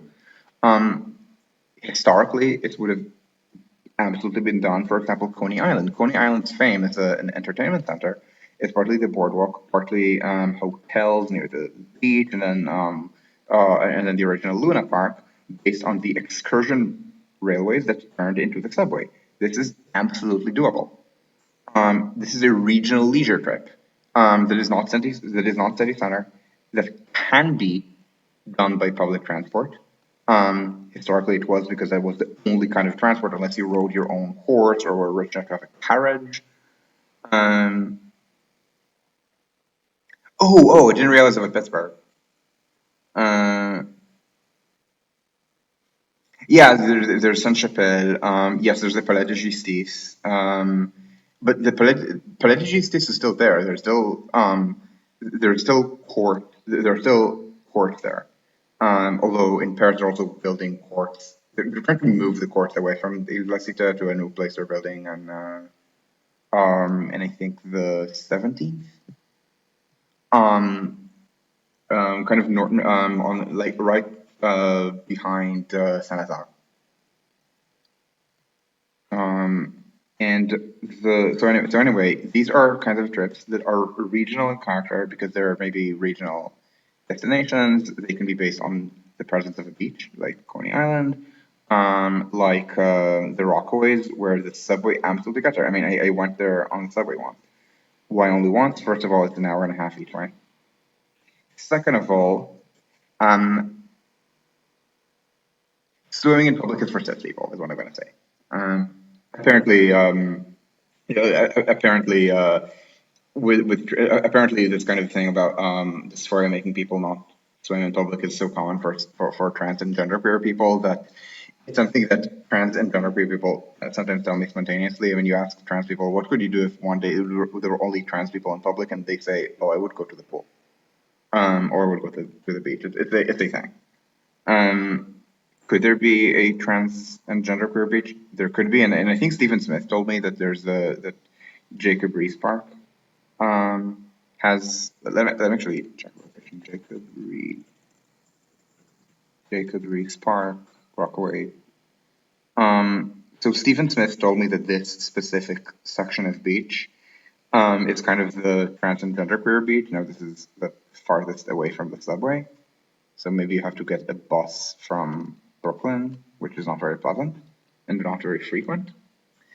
But again, as I said, big city, lots of specialization. So yes, you could in a city the size of New York find a beach dedicated to trans and genderqueer people where people can go without hating themselves. Um, and again, all of this requires public transport to exist. It might exist for work purposes, so to get people to city center, which is fine. It's fine if most transit trips are work trips. There are also non-work trips, so you make sure to set up urban geography in that direction as far as reasonable. I mean, you can't conjure a beach in Borough Park, right? I mean, leaving aside for a moment that this is a Hardy neighborhood, this is not a beach, right?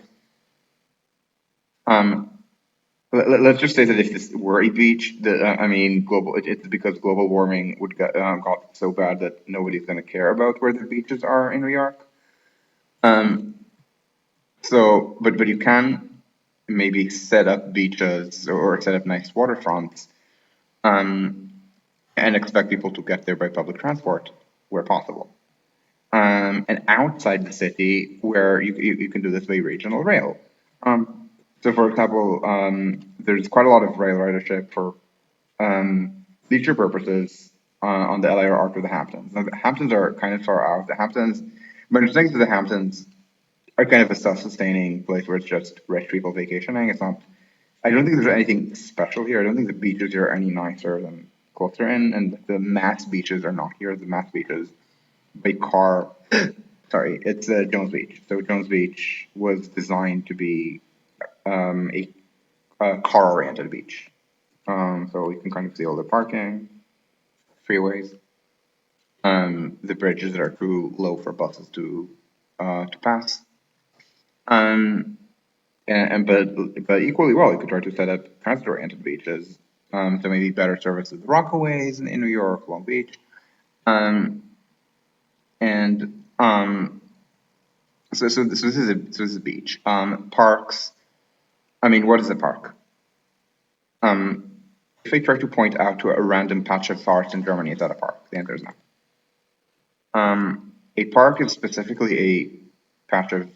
So in the case of Tempelhof, it's a bunch of treeless grass where I'm slowly working my way through this water that I bought literally just before stream, which is why I started late. Um, when I went to Tempelhof, it wasn't 23 degrees outside; it was 30 something degrees outside with no shade. I got two bottles. One of these I was done with by the time I got back to the park from Aldi. The other by the time I was out of the park. This is where you have a treeless park, and this is why they should stop treating the park as having parkland value and turn this into housing. SPD has a plan. I believe 12,000, maybe 14,000. Mostly because they don't like to touch most of the park. So it's only on the margin, so near the freeway also. Ideally, it would be the entire thing, and ideally, it would be 100,000 housing units. And with 100,000 housing units, which are again not very TOD because the subway is here and here, you might maybe think of building something here. I'm not sure. For 100,000, I mean, 100,000 apartments generate a lot of tax revenue to pay for this. If you don't like this, then TOD, where it's closer to the train, this single family houses with gardens right on top of the S-Bahn. No. But at any rate, so a park, like this is a park. I'm not, this park is fine, has parkland value, trees, for example. Um, this is a transit-oriented park. Zondwonen, high-speed trains, park. Zondwonen, park. So so this is a transit-oriented park. In fact, I suspect the park is there specifically because of its use for the neighborhood. I don't think the park is large enough to have been thought of as a regional park. But it could be, just because it's so accessible. Or there could be random attractions that are often based on the city's past urbanization. So a place that I went to is in Stadtberg. It's this one. So this is a weird ferry, which is a trolley ferry. Let me see if I can see the one. So you can see the ferry here, but I don't think the trolley wire is visible. But this is a trolley ferry. It's very slow, and it is understanding that basically there's a tourist attraction. It's not fair integrated into transit because I mean, you just go there for like the walk around the forest. Forest parks like this are actually very common in Germany. These kinds of parks are very common, especially in smaller places for children to play in, for people to play in. In Berlin, you have to go out into deep suburbia, almost like I think maybe one third of the way or half the way to Poland. But it's on the S-Bahn, it's fine. And so this is an example of transit-oriented leisure trip going to this forest from the city, or taking the trolley ferry and paying an extra €2. Because again, it's a tourist attraction. It's not part of the city transportation system that should be somehow fair integrated with the normal trams and the normal trains. And is that most traffic to Strassbeck? No, I imagine most S-Bahn ridership to Strassbeck is people living in Strassbeck and working in Berlin. But this is extra. I mean, you build a train for the workers, you run the rush hour trains for the workers, and then you keep service. And again, remember, same place geography, different time geography. So you run off-peak service and you run reverse peak service, and then yeah, people can use this for tourism. That's fine.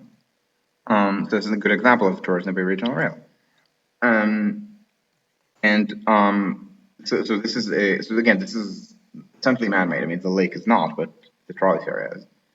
But even things that are natural, especially if they're very stunning, they might just sprout trains anyway.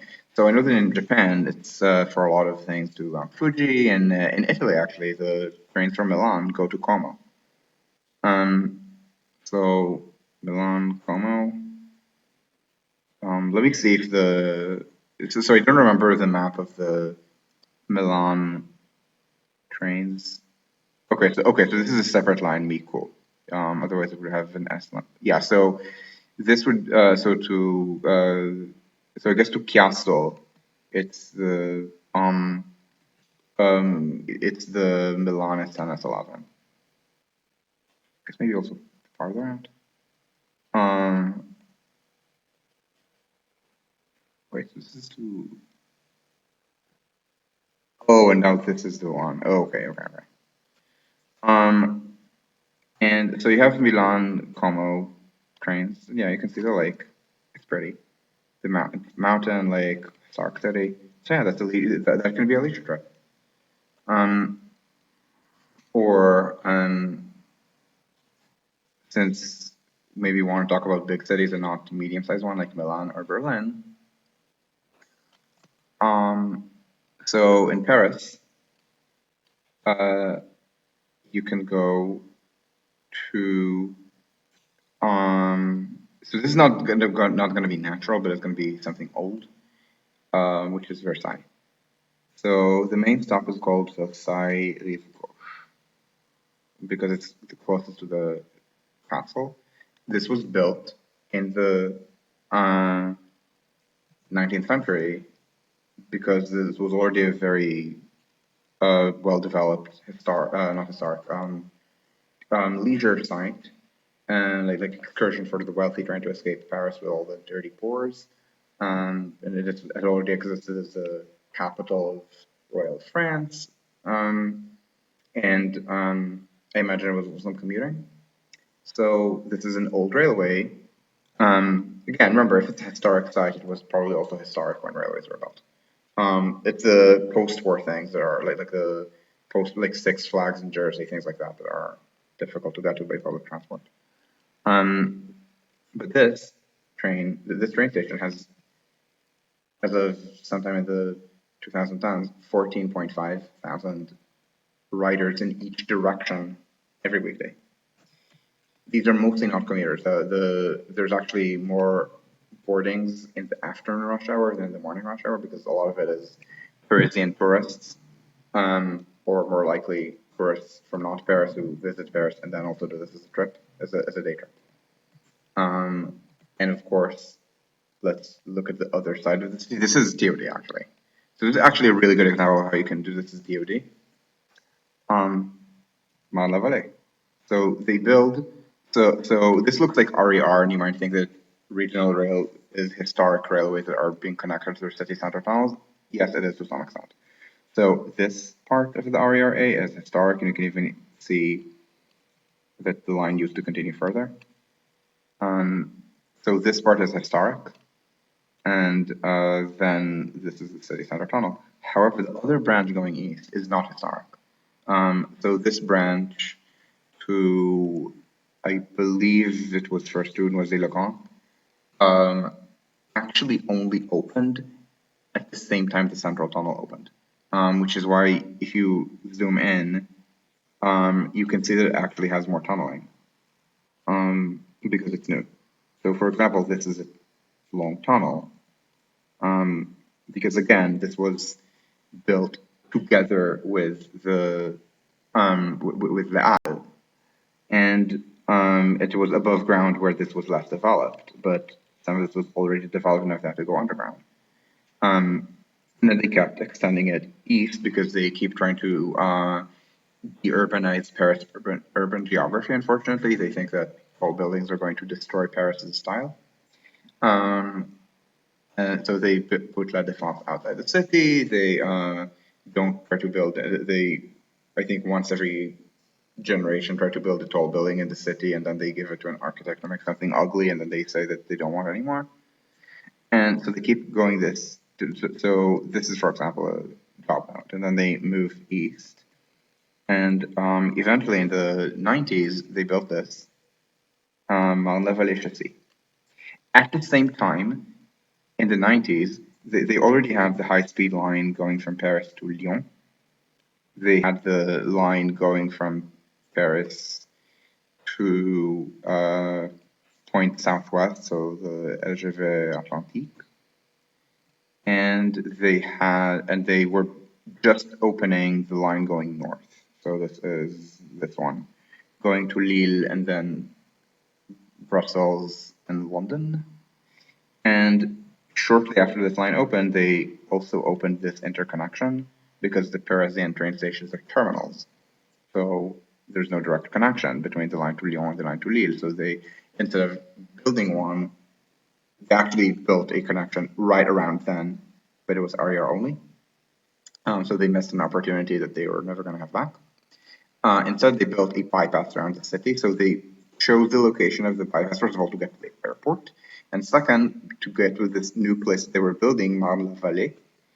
And at the same time, they also got the first Disneyland outside the United States, Euro Disney, to open here. And they also have a lot of jobs here. They also, and I don't mean the Disneyland jobs, and I mean office jobs that they're trying to build in this area called Val d'Europe and Marne-la-Vallée in general. So this is TOD, and the ridership here. I don't know it per day because RATP reports annual, not dailies. 5 million boardings every year at this station on the RER. Um, I can't tell you how much this is per day. Normally, the multiplier in Paris is about 290 because of summer vacation, but this is such a big leisure travel that might not be a very relevant multiplier. So let's say 15 point something thousand, maybe 16,000 people traveling in each direction here every weekday. So very high ridership. Now, of course, I know I have viewers from Japan. They're going to say, "What the hell is 16,000? That's nothing." Well, yeah. Um, Not everything is Tokyo, and I will point out that the lines that you guys have to Mount Fuji, I mean, those stations don't get 16,000. Um, and again, Japan, you can't not discuss Japan when we talk about trains. So, Japan has these all over every mountain, every valley that has resorts. It can even be done not just at the regional scale, it can also be done intercity. So the ski resorts of Niigata have Shinkansen. I mean, they don't each have a Shinkansen train, but I mean, you go to Niigata by Shinkansen, and then you either take a train or take a taxi and ski. That's a common thing. Or you just stay in the city, or you just visit the city itself. Um, Likewise, if you're doing tourism between cities, that's very good market for intercity rail. I mean, if I want to, I mean, I'm probably going to visit Hamburg and or Munich later this month. That's just going to be me taking the train there, staying for a couple of days, and doing the sightseeing that people that I met in Berlin recommend and coming back. It's normal. Um, or Prague is what I did. A month ago. I was visiting 20 or something. I was calling here, and or maybe Leipzig. That's close enough to be a day trip. Actually, it's about an hour 20 from Berlin. Prague, you might think, oh, this is an hour 20. This is probably 2.5 hours, right? Lol, 4.5. Berlin to Dresden is slow. I think I mentioned why the Dresden Railway was reduced from four tracks to two as wartime operations. So it's only S-Bahn. So they're restoring four tracks, but not yet. But they haven't done so yet. So right now, trains to Dresden do this weird detour that costs 20 minutes. Then Dresden to Usti is a very slow mountain line. Um, that also has heavy freight traffic, and they're trying to resolve it in a correct way, which is to build a base tunnel rather than a high-speed rail passenger tunnel, and then give the old line to freight. And then Usti to Prague, that's Czech trains are very slow. And of course the Rhine. The Rhine is very pretty. So that entire part of Germany is full of tourism by rail.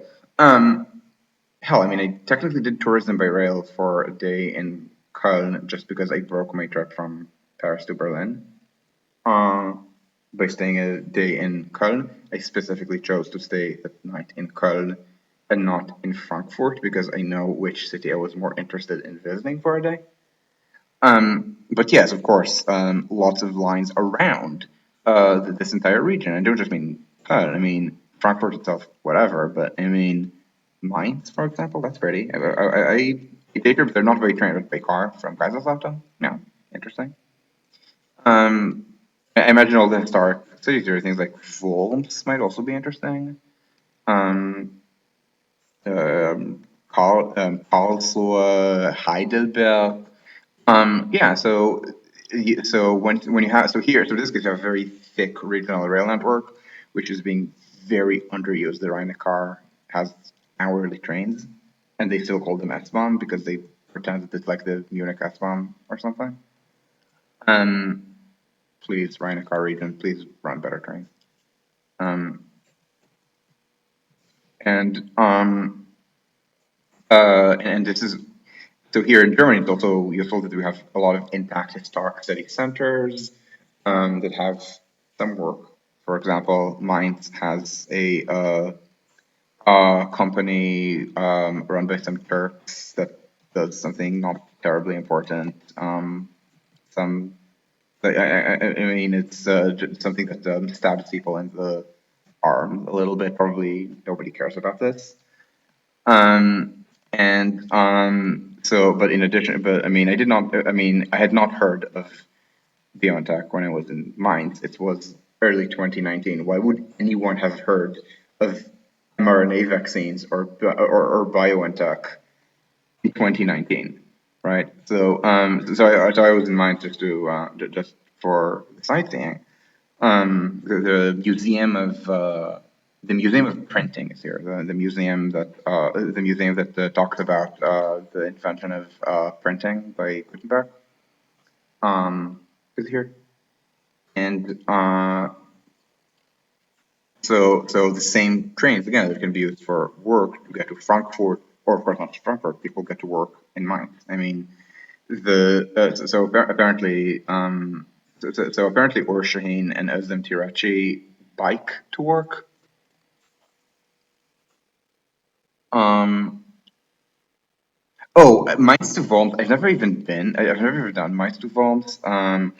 So my trip was supposed to be Paris to Kaiserslautern. That train was cancelled. Most trains don't stop at Kaiserslautern, so instead of wait 4 hours for the next train, it was faster to take a train to Karlsruhe, do Karlsruhe to Neustadt, and Neustadt to Kaiserslautern.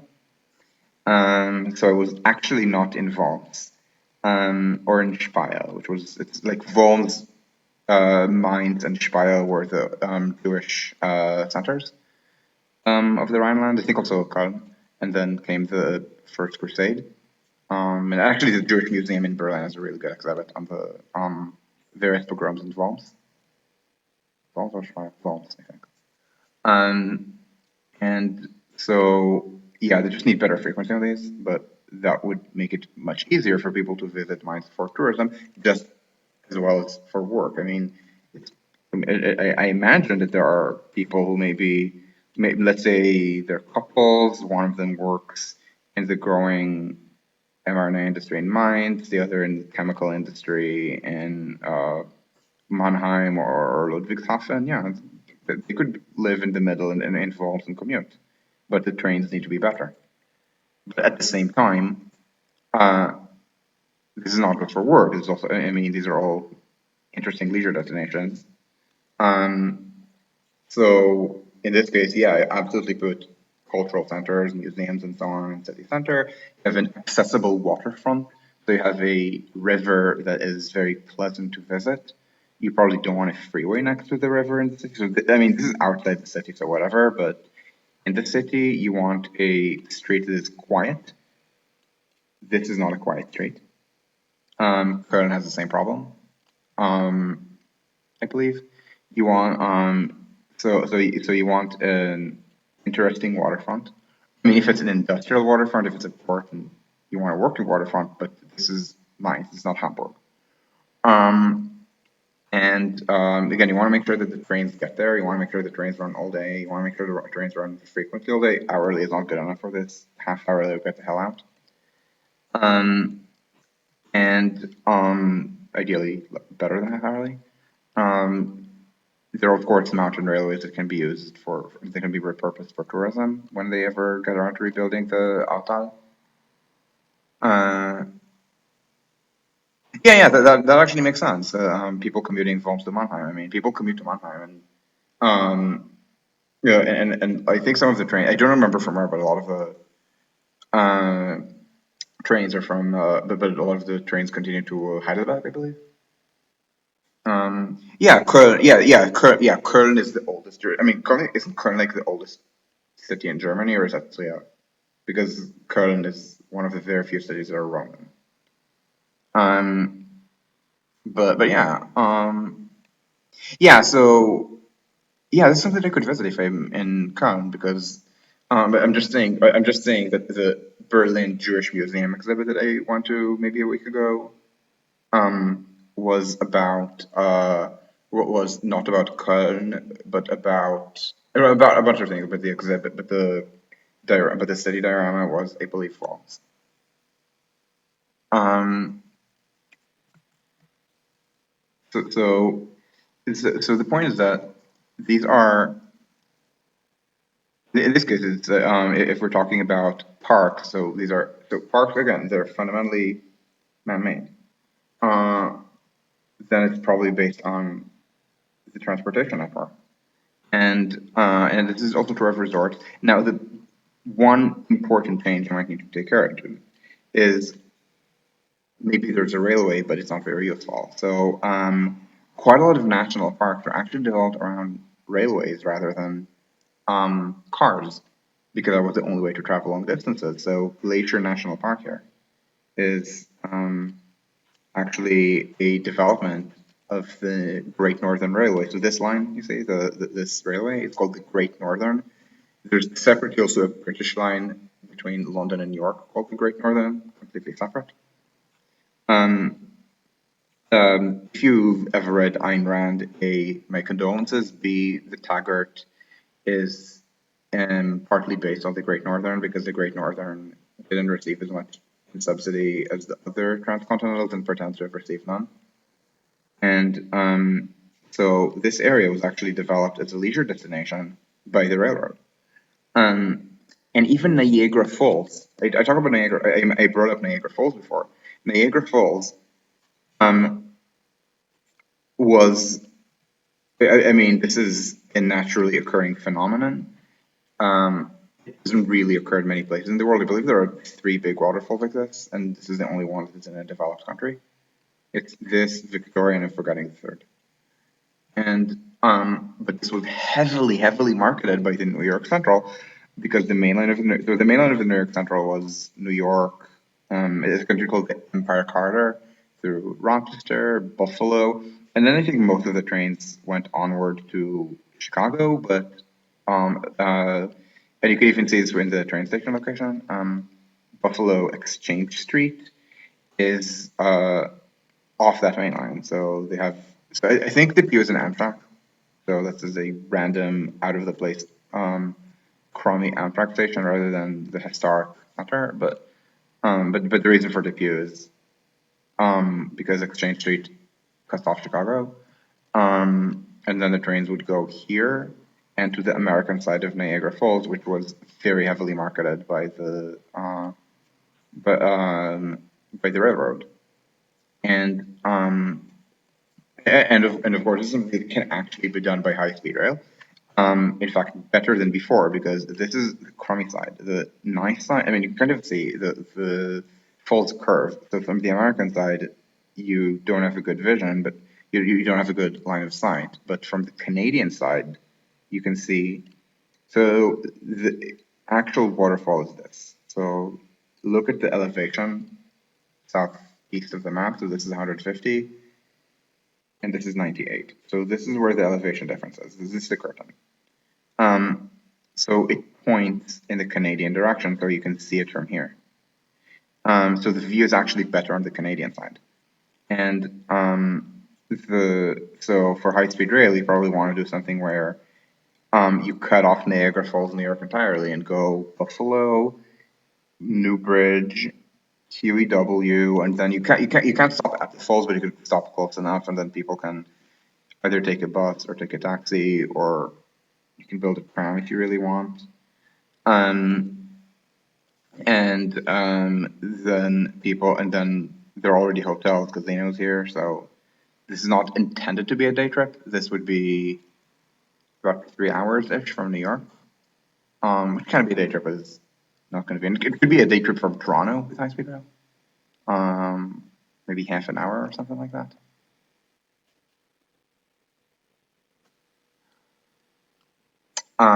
My condolences in having read any of it. I've never actually read any of Atlas Shrugged or Fountainhead or Anthem or whatever. And no, not Anthem. Anthem is the, you know what you want. You know the one I'm talking about. I don't remember the ones about the candles and electricity. Not Anthem, the one by Neil Stephenson. Um, oh, okay. Yeah, that makes sense about I mean in France too. I mean there are a lot of sites that predate the Romans. Um, they're just the Romans were just better at cultural genocide in France. Also not cultural genocide. I mean the way Caesar treated the Celts. But anyway, so the point is you absolutely can. And sometimes you can find these destinations, sometimes you can't. I mean, you're not going to take a train from anywhere in Europe or the United States to, let's say, Livingstone Falls. Why? Because Livingstone Falls are in Africa. Um, Glacier National Park. I mean, that's at this point an airline destination. I don't think it really has a reason to exist. I mean, fine to exist, but it's not going to be a major destination. My understanding is that the prettiest national parks are elsewhere, things like Yosemite or Yellowstone, because in Yosemite I think it's the trees, or is that Sequoia? Sequoia is the one with the sequoias. I'm forgetting Yosemite.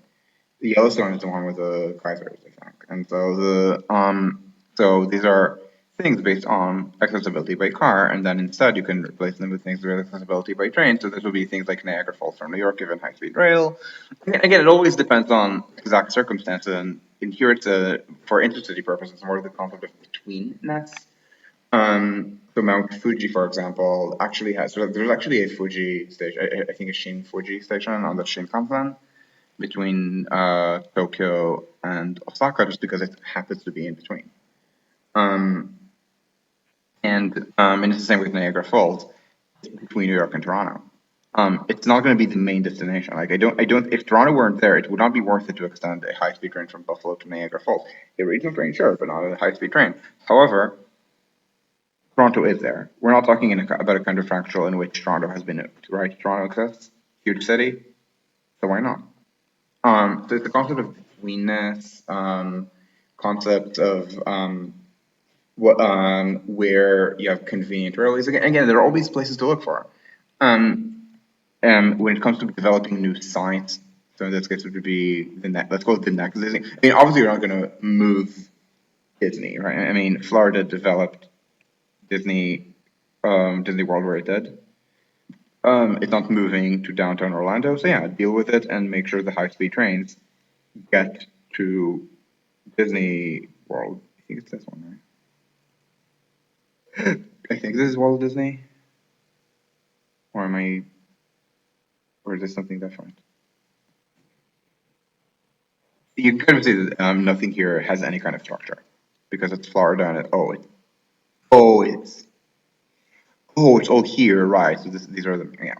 So pick a place, and I think it was supposed to be here at the Walt Disney Station. Um, and make sure that you have good connections by train. Here it's going to be strained, but thankfully there's so much traffic, and so much parking difficulty trying to deal with one concentrated location. You actually could take people there by train, and I mean it's not like the lack of a rental car is going to be a problem when you're just staying in a resort all the time. It's actually a good advantage for trains.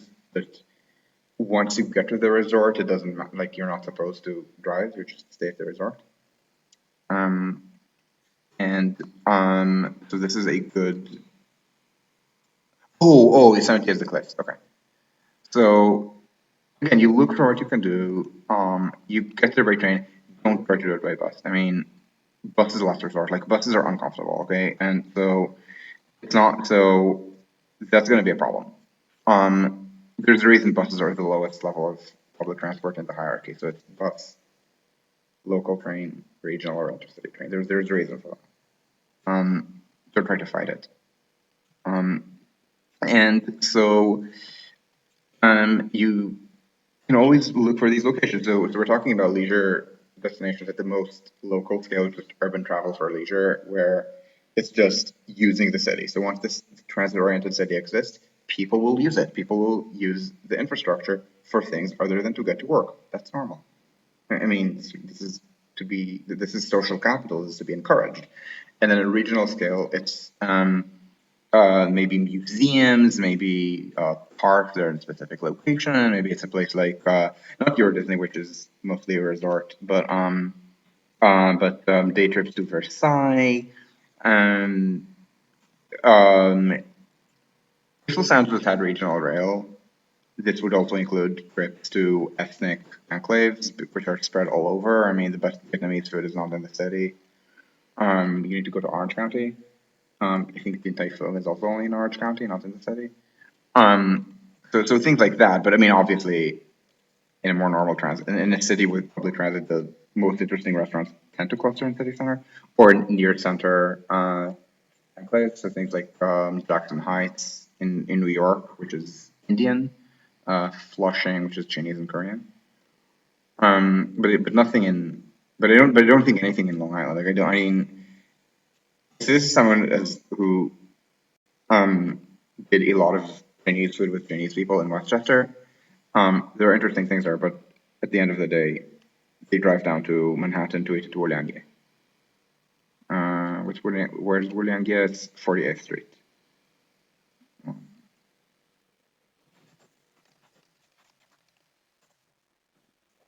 Did they talk about large events? So things like football games and maybe celebrations, like when everyone in France broke the metro by celebrating by having 1 million people get to Champs Elysees. Yeah, that is a thing. So in huge cases, you have crowd control problems. Now, crowd control is always a relative issue. Okay, um, Paris has I believe the city alone has 2.1 million jobs. So the ability of the city, and Manhattan has 2 million jobs in Midtown and Lower Manhattan. So the ability of the network to carry that, it's not an absolute problem. The problem is relative. So the problem is normally there are not 1 million people on Champs-Élysées.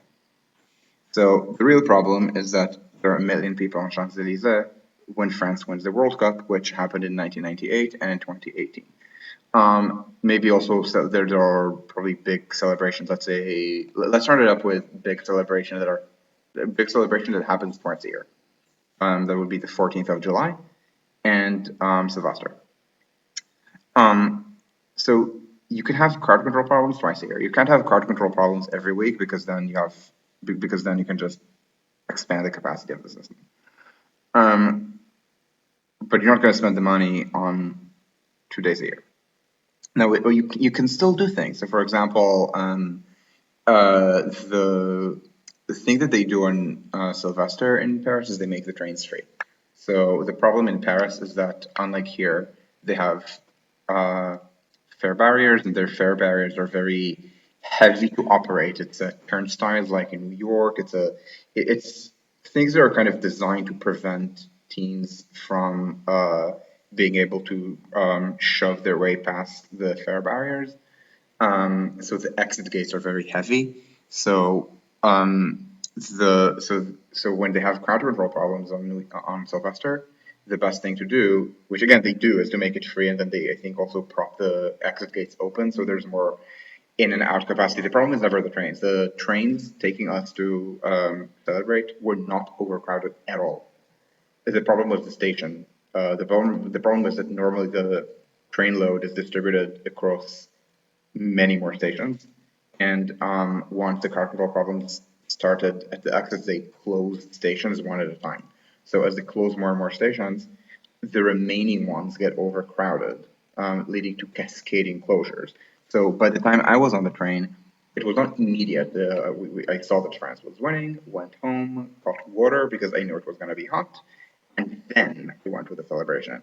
So by then, all of the Champs-Élysées stations were closed. I believe the next one, so the trains were expressing to Argentine. So all this pent-up demand was dumped at Argentine, which I couldn't move. There was a crush. I could not move. I had to get back on the train and take it one further stop to Port Mayo, and then walk from Port Mayo over here. So this is a crowd control problem. Again, it can be alleviated by propping open. I don't think they did it then. By propping open the exit doors is the main thing that they need to do in Paris. Berlin doesn't really have this problem. In Berlin, they did. do this closure for the 20th of September 2019 climate protest that had 100,000 people at Pariser Platz. But I don't think this was necessary. The lack of fair barriers meant that there was no crowd. I mean, it was crowded, but there was no crush, rather. Um, oh, bikes is an issue, yeah.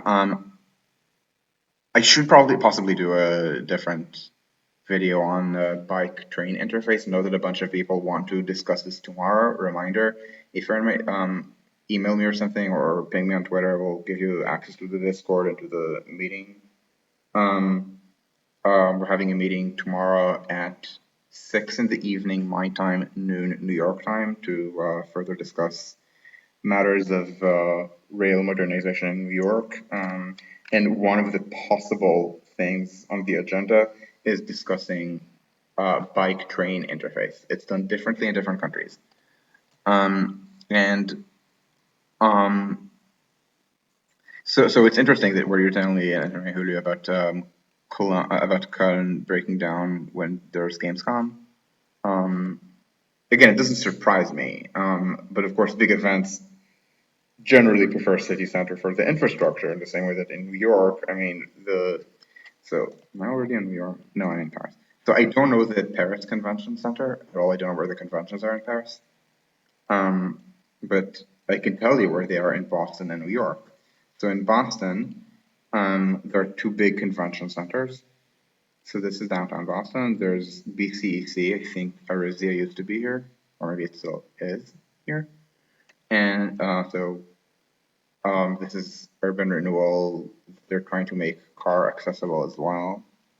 It's actually poorly located relative to transit because it's so close. It's technically walking distance from South Station, but the street is not very pleasant, and they need to maybe not have a parking crater and do something about the tunnel exit. And the other one is Heinz. So here, so Back Bay. No, this is Heinz. This is Heinz. The joint math meetings um, were here in 2012. This is a this is the biggest math conference in the United States, possibly in the world. And the so again, so the convention centers would be central for good access. Because if they were in a random neighborhood, I mean, they would not have crowd control. They would just have too much traffic. And likewise in New York, there's the Javits Center, which actually predates the 7 extension. And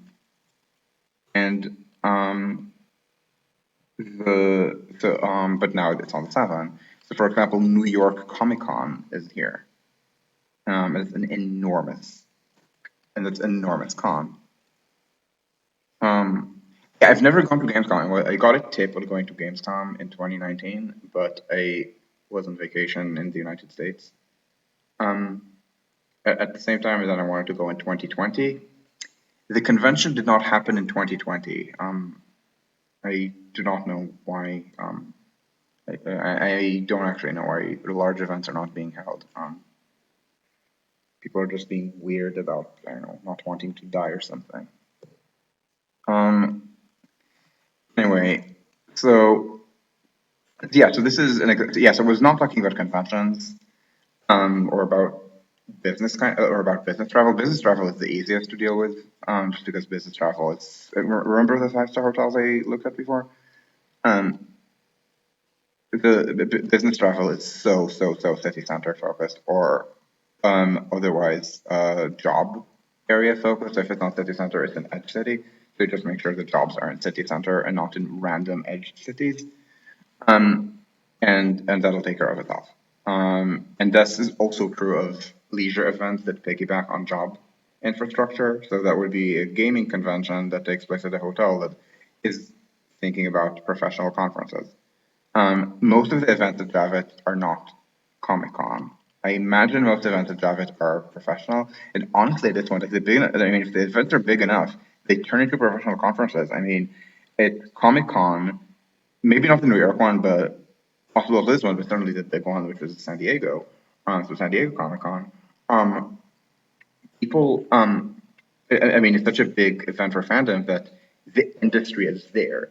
So they bring the actors at, um, let's say, Game of Thrones or The Expanse, or previous generation that would have been Battlestar Galactica and Firefly, and from superhero movies, um, and to talk about this, and they to talk about their experience and about the show and the character. They sometimes debut new things. So maybe the actual corporate parent, maybe Disney or Warner Brothers, would go and use the convention to, of course, market itself, but also to make announcements. That is how big these events are. I mean, maybe they began as fan events, but I mean, at this point, I mean, if you know that there's going to be tens of thousands of fan fiction fans or fantasy fans or superhero fans at one place, obviously, if you're a publisher in the industry, to you, that's a professional conference. You have all of your clients, all of your hardcore clients who are going to recommend things to their friends. Some rando train blogger who might randomly flash set cards in the middle of a video. Um, so obviously you want to market to those people. And so at that scale, there's the leisure work boundary blurs, and it's well understood. I mean, what people consume is what other people produce. So there's not, so sometimes the boundary between leisure and work is not that it's not that stark. Um, so anyway, this is why I wasn't talking as much about conventions, but about smaller things, about natural science, about museums. But again, all of these, I mean, all of these are gettable traffic for public transportation. You need to make sure that the development is right. So if it's a museum, you want to put the museum based on rail stations. You want to make sure that the trains run frequently enough. What is enough depends on the distance you expect people to travel. People will wait 20 minutes for a train that's for 100 kilometers. They will not wait 20 minutes for a train that's for 5 or 10 kilometers. And and remember, this is still largely the same as work trips in terms of place, but not time. Again, there are differences. For natural beauty, there's the notion of betweenness. There's the notion of parks being man-made. There's the notion of maybe historic cities, and then you hope that the historic cities also have a good historic railway, which is definitely the case in New England, also in Western Germany. Um, and of course, you want to have the intercity train system useful for all passengers. So you want to make sure it's useful not just for business trips, but also for leisure trips, for family trips. So you want to maybe have family discounts. You want to have seats that include maybe family compartments if it's possible. Maybe not a compartment, but certainly things where people can face each other. And so all of this is, again, all of this is gettable traffic. And remember, in Berlin, which is a city where 30 something percent of our trips are by public transport, um, and this is higher for work trips and school trips and lower for all other kinds of trips. As I said, um, the gaming meetup that I'm going to go to tomorrow, I'm not going to do a poll about how people got there or anything, but nearly everyone will have gotten there by public transportation and the rest by walking. I don't think anyone drives there. And the same when I go to queer meetups. It's just what happens when you have a city with thick enough public transport that you can use it for all other purposes. And of course, this cascades through the regional level, and of course, this can also cascade to the intercity level. Um, Now, I'm done with the main video. This is long, so I don't want to spend hours on questions. Um, I know there's a question that I promised an answer to about, yeah, this one by Bianca. Uh, do I think that locomotives can't be good for HSR? Yes, I do. Um, yes, they can have high power to weight ratios. The Velaros, I mean, forget the Talgo 350. The Talgo Avril has a higher power to weight, it has a higher power to weight ratio than the Shinkansen. However, first of all, at low speeds, they don't have as much acceleration. Second, more importantly, and second, and more importantly, you're wasting 20% of the train's length on a locomotive that doesn't carry passengers. Now, in Euroland, this is a little bit weird, specifically with the Talgo, and the specific is that the um, the loading gauge here is defined on a curve. It is 3.15 meters and a curve of radius 250 meters. So if the train cars are shorter, you can make them a little bit wider, and then at 315 they try to get away with five abreast seating on the Talgo. But even then, they have, I believe they still have fewer seats in the Velaro. And the outcome of this is that you just have less capacity. Now, in the United States, I believe also in East Asia, where the loading gauge is defined in a straight line and the curves have to get widened, not the curve, the track centers on the curve have to be a little wider to compensate. It doesn't matter. I mean, you can do 2-2 or 2-3, depends on how much you hate your passengers. And I mean, maybe in Japan it's wide enough they don't need to hate the passengers to do 2-3, but in the United States, yeah, you kind of do. And so you're just wasting a lot of train length on locomotives, which you shouldn't. I mean, the entire train length should be carrying passengers. This also means you should not have a cafe car. Have a vending machine in a food cart. That's fair enough. Like passengers find almost as good, and the difference is not big enough to justify having having one car and eight not carry passengers. Um, so are there other quick questions? Um, I'd like to end this by 8:45, so in 9 minutes, because that's going to be a 2.5 hour video.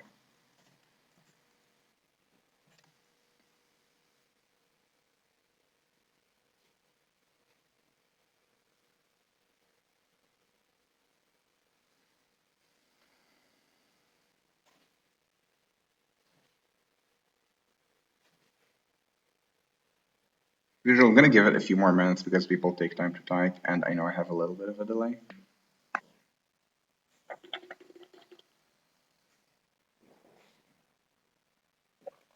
Yeah, I had the one about high-speed rail. Did I answer it?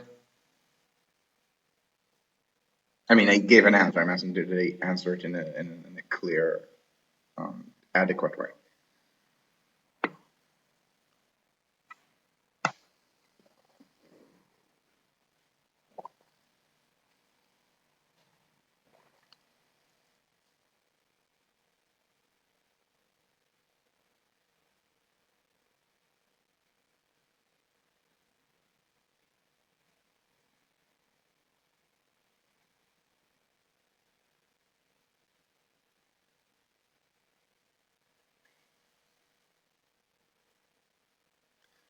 Oh shit, I'm sorry. Yeah, I answered it like 5 minutes ago. I mean, yeah, okay. Is living in New York a prerequisite? No, it's not. I don't live in New York. Um, I mean, people who are moving to the city are welcome. People who lived in the city and are still associated with it are welcome. I mean, we have people who haven't lived in the city for many years, but maybe can have advice from other activist groups about setting up activism, about what kind of campaigns are gettable, because we're going to decide on early campaigns or just flesh out early campaigns, and this is going to include it is going to include campaigns with very different scope levels, from things that cost $50 million and return the money in a year to multi-billion-dollar projects. So we're talking like literally 2 orders of magnitude of spread. So questions like correct scope, correct political scope, all of these are very relevant in people who don't live in New York, but are involved in, let's say, Transit Matters, or I'm forgetting the name of the Toronto orgs, or Fifth Square in Philadelphia, or Seamless Bay Area, can all give advice. So yeah, I mean, people who are not New Yorkers are welcome. I mean, walls are for chumps.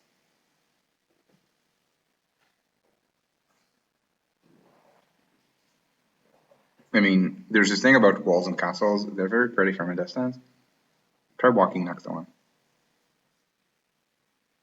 Um, yeah, if you don't have the link, remind me on Twitter. I will send you.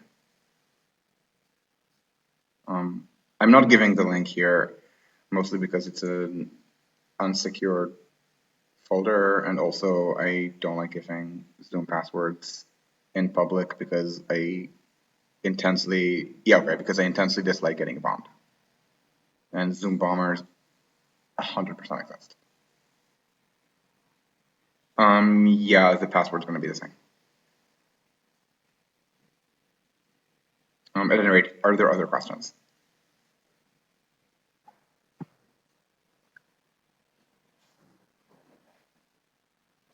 Sure, you're welcome. Thanks for watching. Thanks for sticking around. I know you don't have I know I have a schedule for start time, but I never have a schedule for end time. So I have hour-long videos and I have 3-hour videos. This is going to be closer to the latter.